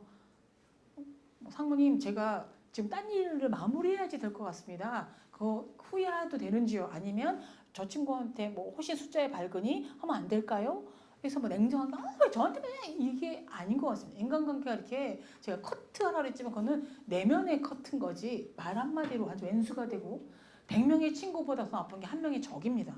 그래서 왼수를 안 만들기 위해서는 아 그래 그래? 그래갖고 아 그랬구나 그 사이 해결돼서 너무 다행이다 라고 말할 수 있는 여유도 좀 필요하실 것 같고요. 그 다음에 우리가 아무리 내 마음을 문학적으로 수사적으로 아름답게 표현해도 남들이 안 받아주면 안 되고요. 사람들은 제가 볼 때는 제가 듣고 싶어하는 말만 듣습니다. 제가 보고 싶은 말만 듣습니다. 저 역시도 그런 것 같아요. 근데 그 사람이 듣고 싶어하는 말을 제공할 수가 없으면 알았어, 한번 알아볼게. 그건 조금 힘들겠지만 내가 한번 찾아볼게. 시간을 버는 것만으로도 그 사람이 자연적으로 해결될 수 있는 일이 꽤 많았습니다. 그래서 그 방법을 저도 좀 써보려고 그러지만 저는 능력이 없는지 별로 해결하는 일 없지만 어쨌든 단칼에 잘라버리실 이유는 아무것도 없다는 거. 우리가 언제 어디서 어떤 관계로 만날지 모르기 때문에 근데 매번 잘 부탁을 들어주시는 분들이 있죠. 여기 김용기 대표님도 오셨는데 허다못해 제가 오래오게 백인갈비를 먹고 싶은데 미리 예약 부탁드립니다. 얼마나 지겨우시겠어요. 근데 들어주시더라고요. 그래서 복 받으실 거라고 생각이 듭니다. 다시 한번 이 자리를 빌어서 감사합니다. 네. 네, 답변드립니다. 네. 여기 드리세요. 네. 아, 예. 예, 저 서울대학교 경제학부 명예교수로 있는 박재윤입니다. 네. 예, 두 가지 질문을 드리고자 합니다. 아, 네. 오늘 그 모처럼 동반성장의 그 기초에 대해서 아주 훌륭하신 말씀을 해주셔서 굉장히 앞으로 동반성장론의 발전에 크게 도움이 될 것이라고 생각합니다. 네. 두 가지 질문 중에 첫 번째 질문은 오늘 말씀하신 A, B, C, D, E가 개인과 개인 간의 동반성장의 기초 요소, 필요 충분한 모든 요소를 다 커버하고 있다고 생각이 됩니다. 그런데 이것을 어떻게 조직과 조직 간의 동반성장에 이걸 적용할 수 있겠는가?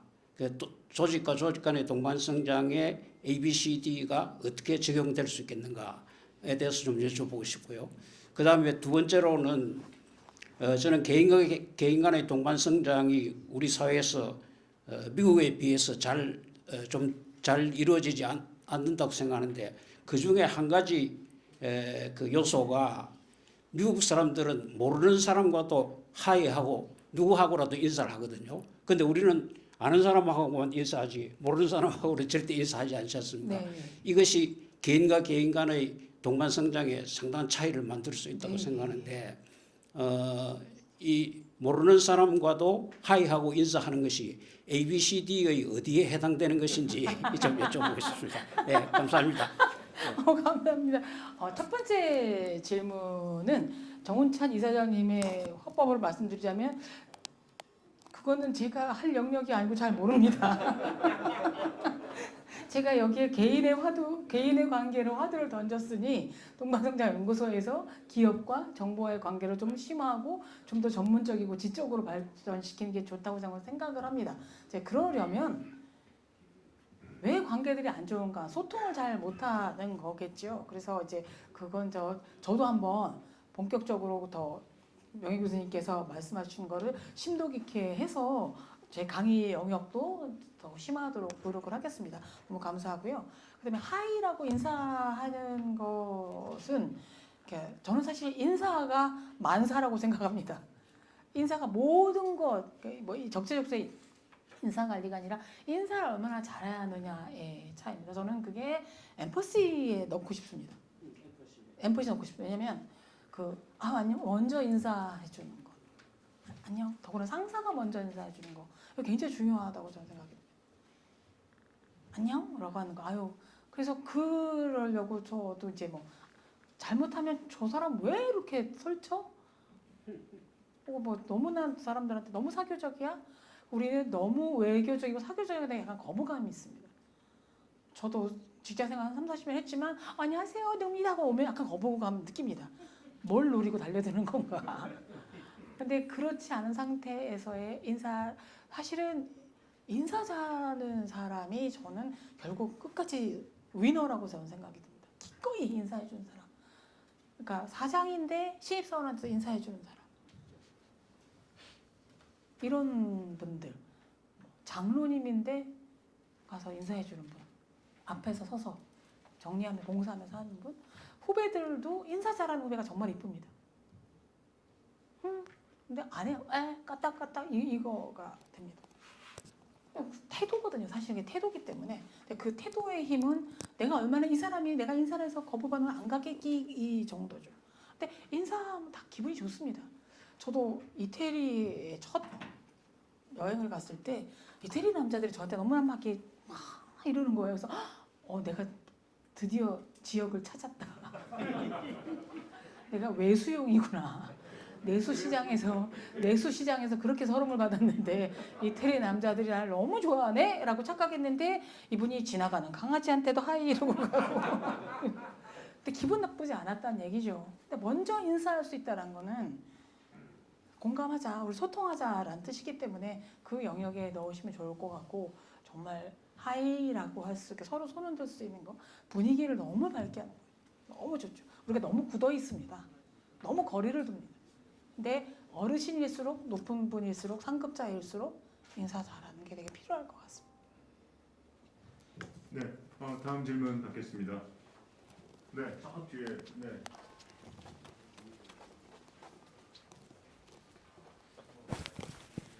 예, 저 좋으신 말씀 감사합니다. 사석이 아니라 이렇게 공석에서 이렇게 강의를 들으니까 새삼 다르게 보입니다. 저는 그 재활용 자원 수출을 하고 있는 밸런스 인더스트리 엄배경 사장이라고 합니다. 네. 제가 이 강의를 들으면서 느끼는 게 관계를 설정할 때 가장 큰 장애 요소 중에 하나가 피해 의식, 그러니까 상대방에 대한 피해 의식이라든지 경계 이런 것이 있지 않을까라고 생각합니다. 특히 세대 간의 갈등에서 이런 나이 드신 분들, 그러니까 저희나 60, 70년대 세대는 끼니를 걱정할 정도로 상당히 어려운 그 상황에서 많은 어려운 가운데서도 그저 경제 성장을 일으키고 뭐 심지어 한 달에 하루 놀까 말까 하는 이렇게 하면서 참 피 튀기는 그 어려움을 통해서 이렇게 성장을 시키는 기여했다는 자부심이 있는 반면 그것이 지금 현재는 그러한 노력들이 평가가 절하되고 있고 그것이 무시되고 있다라는 어떤 느낌을 지을 수가 없다고 보고 있고 저희 세대 간에 어느 정도의 피해의식도 좀 갖고 있다고 봅니다. 반면에 20, 30대는 지금 5% 세대라고 그래가지고 해서 미래를 포기하게 되고 미래를 포기를 강요당하는 어떤 이런 것이 되고 그 사람들한테는 나는 시킨 대로 열심히 했고 매뉴얼대로 열심히 한 어떤 부분들이 대부분인데 그 결과 나는 내 미래를 어떻게 내가 확신할 수 없는 어떤 이런 포기해야 되는 어떤 상황에 대해서 이 사회에 약간의 피해 의식이 좀 심각하게 있다고 봅니다. 이런 관계에서 관계를 설정을 하는데 특히 저희들처럼 저는 아직까지 그렇습니다만은 기성 세대가 그런 젊은 사람들하고 관계를 설정을 할 때 어떻게 접근하는 것이 좋을까 하는 것을 한 사례를 한번 해주면은 좀 좋게 됐습니다. 네. 네. 사실 그게 피해 의식은 누구나 갖고 있죠. 왜 내 시간을 빼서 왜 저 사람한테 뭐 잘못했다가 뺏기는 거 아니야 있지만 피해 의식과 같이 따라다니는 게 뭐냐면 인간관계에서 아까 제가 지레짐작 이 사람은 이럴 거야. 나쁘다고 그랬죠. 지레짐작과 과도한 기대가 우리의 관계를 가장 녹슬게 하고 젖먹는 거라고 생각합니다. 첫 번째가 피해의식이 왜 오냐면 사람들 과도한 기대 때문에 오는 겁니다. 지레짐작과.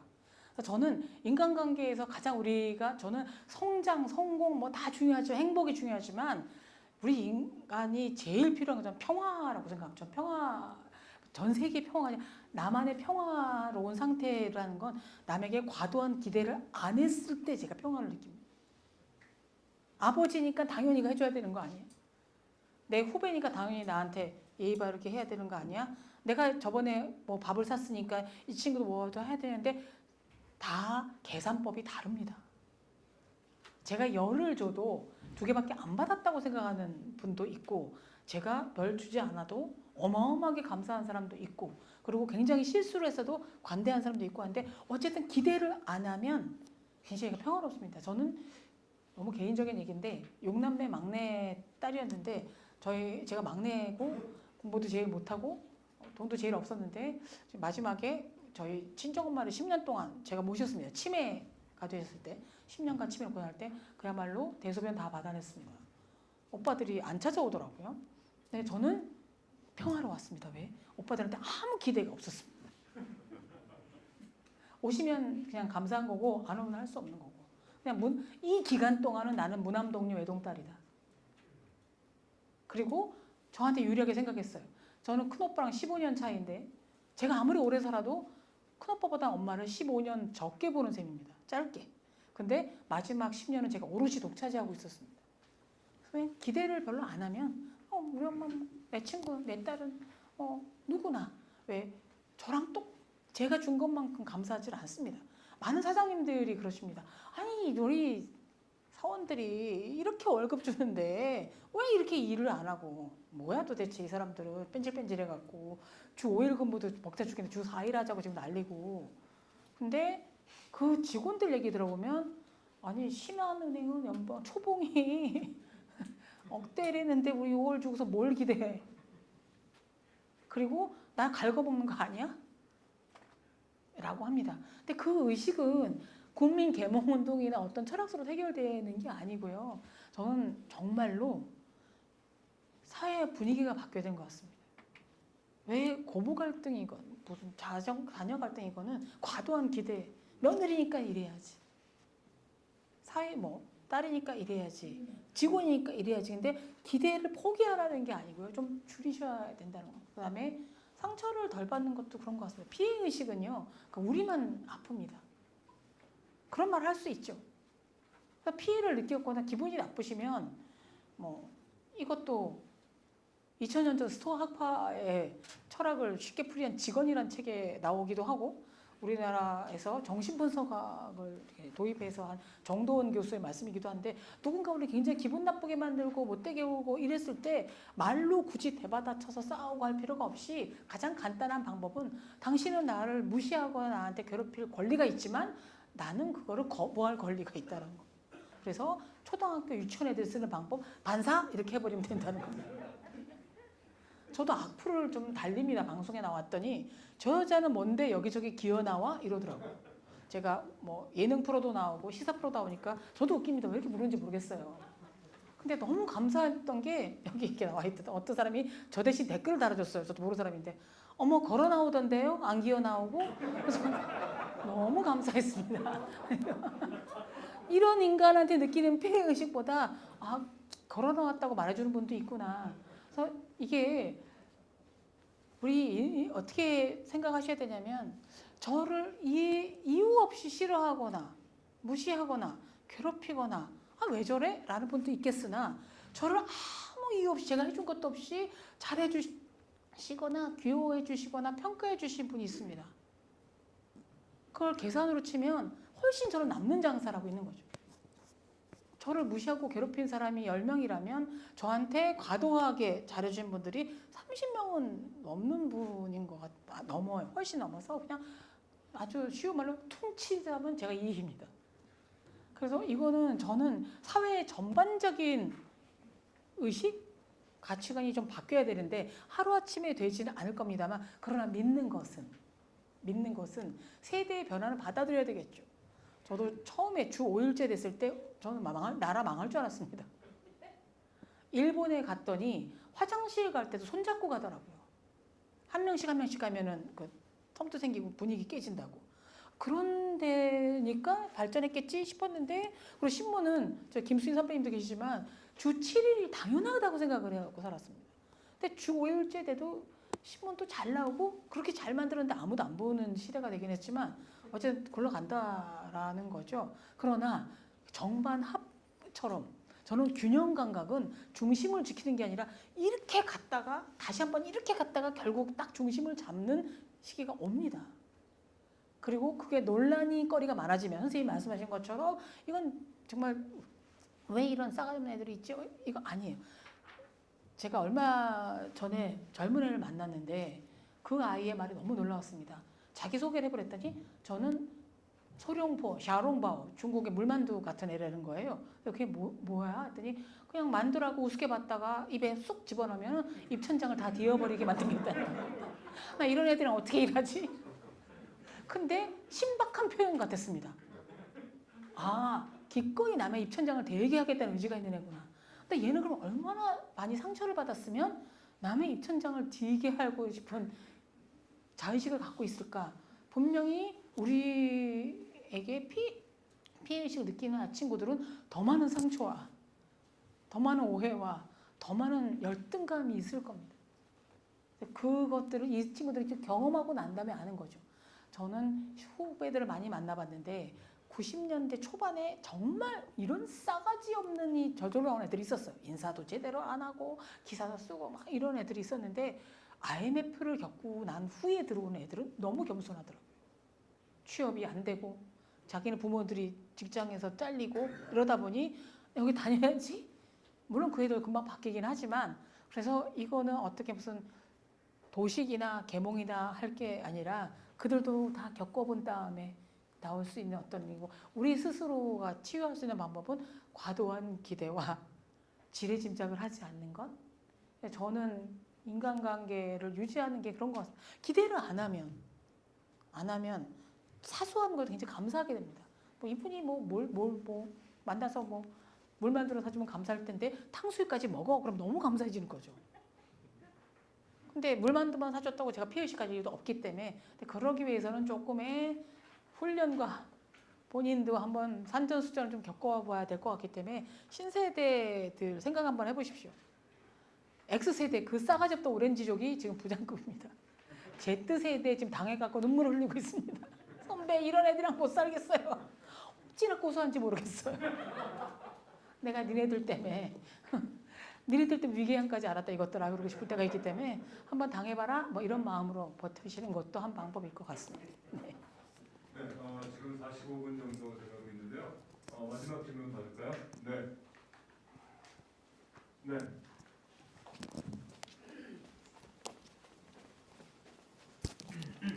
늦게 와서 질문할 자격까지 주셔서 감사합니다. 제가 X세대입니다. X세대여서 선배님의 그 생각을 제가 조금 이해하고요. 전 직업이 정치를 합니다. 국회의원입니다. 그래서 댓글 중에 악플을 참 많이 먹고 삽니다. 오늘도 늦은 이유가 그 김건희 여사 특검 캐스팅 보트 관련해서 기사를 하나 냈더니 한 2만 개 악플이 달린 것 같아서 다 먹고 왔습니다. 제가 드리고 싶은 질문은 저는 이제 해외 생활을 한 18년 정도 하다가 들어왔습니다. 다시 한국에 들어왔는데 너무나 많은 관계 때문에 정신이 없는 것 같습니다.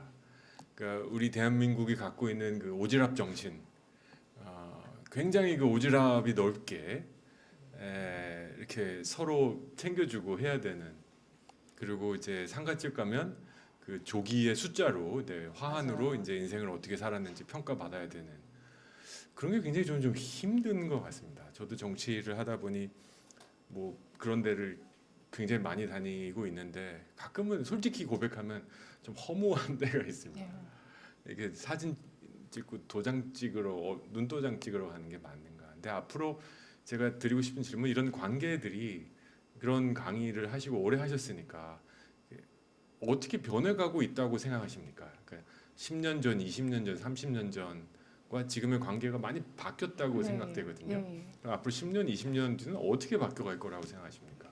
이 오지랖 정신은 어떻게 될 것이며, 또 우리 젊은이들은 점점 오프라인을 벗어서 온라인으로 들어가고 있는데 이게 관계에 큰 영향을 미치고 있지 않습니까? 온라인에서 막 전쟁하는데 과연 이 안에서의 관계는 어떻게 움직여 나갈지가 저는 좀 궁금합니다. 예. 댓글 많이 드시느라고 과식을 하셨다고 하는데요. 사실은 예측하기 무척 어렵습니다.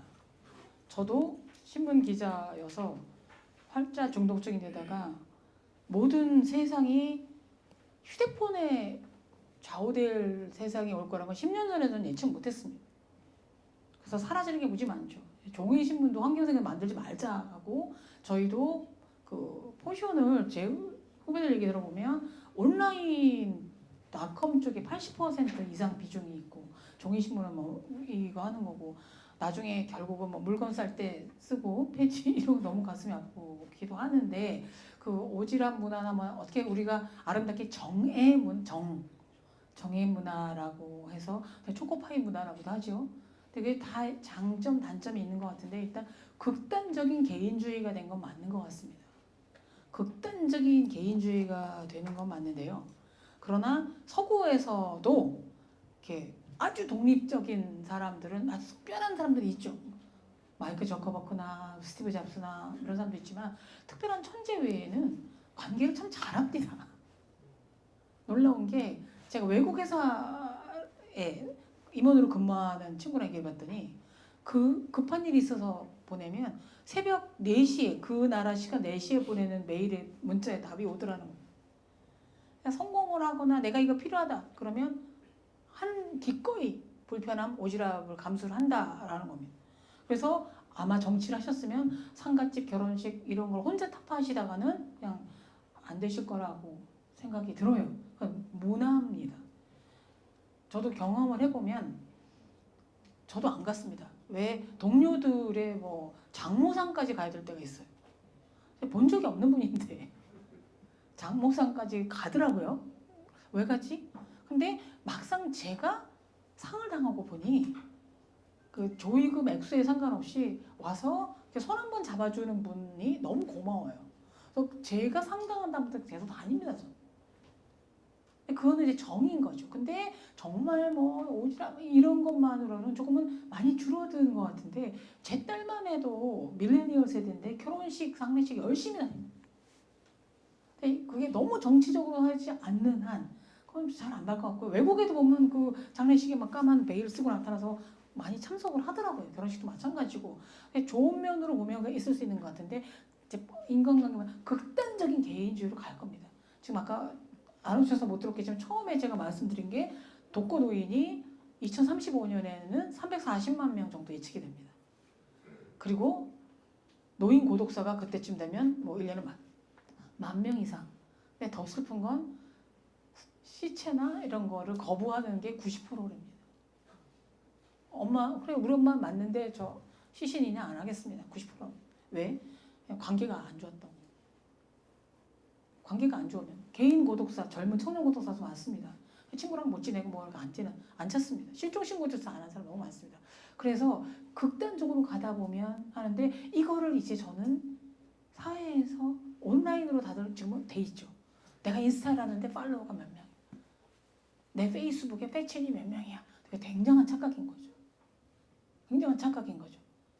그 사람들이 나 머리 아플 때 와서 이렇게 막 이마 하나 짚을 따뜻한 손도 아니고 타이레놀 약 하나 전해줄 사람도 아닌데 거기에 착각을 하는 거죠. 근데 그러다가 현타가 올 겁니다. 현실과 타협하는 게 와서 늦으면 여러분 한 50쯤 되면 갑자기 동창들이 연락이 옵니다. 잘 지냈지? 그러면서 조용히 청첩장을 내밉니다. 우리 장남이 결혼해. 이렇게 해서. 그래서 시절 인연들이 헤어졌다 만날 때가 되게 있는데 한국 고유의 그거를 분연히 했던 분들 알고 있습니다. 제가 전직 국회의원들 중에 이거 웃기는 것 같아. 나 안 해. 라고 했던 재기발랄한 정치인이 있었으나 근데 재선을 못하는 아쉬움이 네 있더라고요. 그리고 그 시간을 아까워하실 필요는 아무것도 없다는 거죠. 왜냐하면 정말 제가 기자 시절에 주요 정보원들은 공직에 계신 분들이 아니었습니다. 정말 임무가 없습니다. 절대 먼저 알려주신 적이 없습니다. 정치적 친해도. 선생님 어떻게 될 것 같아요? 그때도 뭐 여러 가지 수모를 받는 아니야 괜찮아. 그때 하셨는데 정말 좋은 정보는 어디서 나오냐면 무슨 뭐 미용사 재벌 사모님들이 왔는데 이런 얘기를 하더라니까. 저의 다 정보원들이 있습니다. 근데 가장 그런 정보가 많이 나오는 곳이 장례식장, 결혼식, 피로연 뭐 이런 데여서 이렇게 내가 가서 오지랖이 아니라 나 인간관계 한번 연구하러 간다. 정보 수집하러 간다. 라고 하셔야 되죠. 역겨울고 많습니다. 언제 봤다고 지역 주민이 우리 오시라고 하는데 그건 불러줄 때가 감사할 겁니다. 안 불러주면 아마 못 견디실걸요. 예. 날 안 불러? 까인 거야? 딴 데로 바꿔 탔어? 뭐 이런 거 아니고요. 악플은 그냥 즐기십시오. 악플 즐기십시오. 저는 댓글을 제 건 안 보는데 남의 댓글을 너무 봅니다. 정말 뭐 이런 애들이 있어. 천재들도 너무 많습니다. 왜? 우리가 엄지척 뭐 이러잖아요. 좋으면. 근데 젊은 애들이 악플 보고 깜짝 놀랐습니다. 이거 뭐 그지 같은 사람, 나쁜 사람 얘기 나왔더니 중지척 그러더라고. 이게 뭐야 했더니 이거였어요. 문자로 돼 있으니까 굉장히 담담하게 와닿는데 어머 너무 천재네 뭐 이런 많이 공부합니다. 댓글도 연구를 하시곤 합니다. 나한테 어떤 악플이 달렸지? 그게 전반적 민심은 절대 아닙니다. 그리고 어떻게 과격하게 표현하면 어떤 사람들이 코 풀어놓은 휴지를 펼칠 필요는 없지만 가끔은 그런 생리학자의 마음으로 어떤 코드를 풀었나 찾아보는 여유도 가지시는 게 필요할 것 같고요. 정치인은 욕을 많이 먹어서 성공합니다. 무풀이 더 나쁩니다. 무풀이. 그리고 저는 뭐 인류학자도 아니고 사회학자도 아니기 때문에 미래에 뭐 제 다음 날 당장 내일이 어떻게 예측하기 어려우나 극도의 개인주의가 가다 보면 뭉칠 겁니다. 분명히 봐요. 지금 뭐 독거노인들 집도 많지만 이제 어떻게 돌아가냐? 외국도 서울도 마찬가지고 집단 체제로 갑니다. 노인 5명들끼리 모인 그룹홈을 가더라고요. 지자체가 그걸 제일 많이 강조하고 있습니다. 폐교 모아서 노인정 이렇게 가는 것도 있고 젊은 애들도 뭐 공유 방하는 뭐 이런 것들이 많기 때문에 예측하기는 어려우나 그 와중에서도 내가 어떤 거 더 유리한가를 좀 체크해 보시면 될 것 같습니다. 하여튼 정치에 발을 디뎠으니 원하시는 만큼 선수를 차지하시기 바랍니다. 감사합니다. 네. 추가로 꼭 질문하셔야 되는 분 계실까요? 네, 없으시면요. 오늘 장시간 좋은 강연과 답변해 주신 유인경 국장님께 큰 박수 부탁드립니다.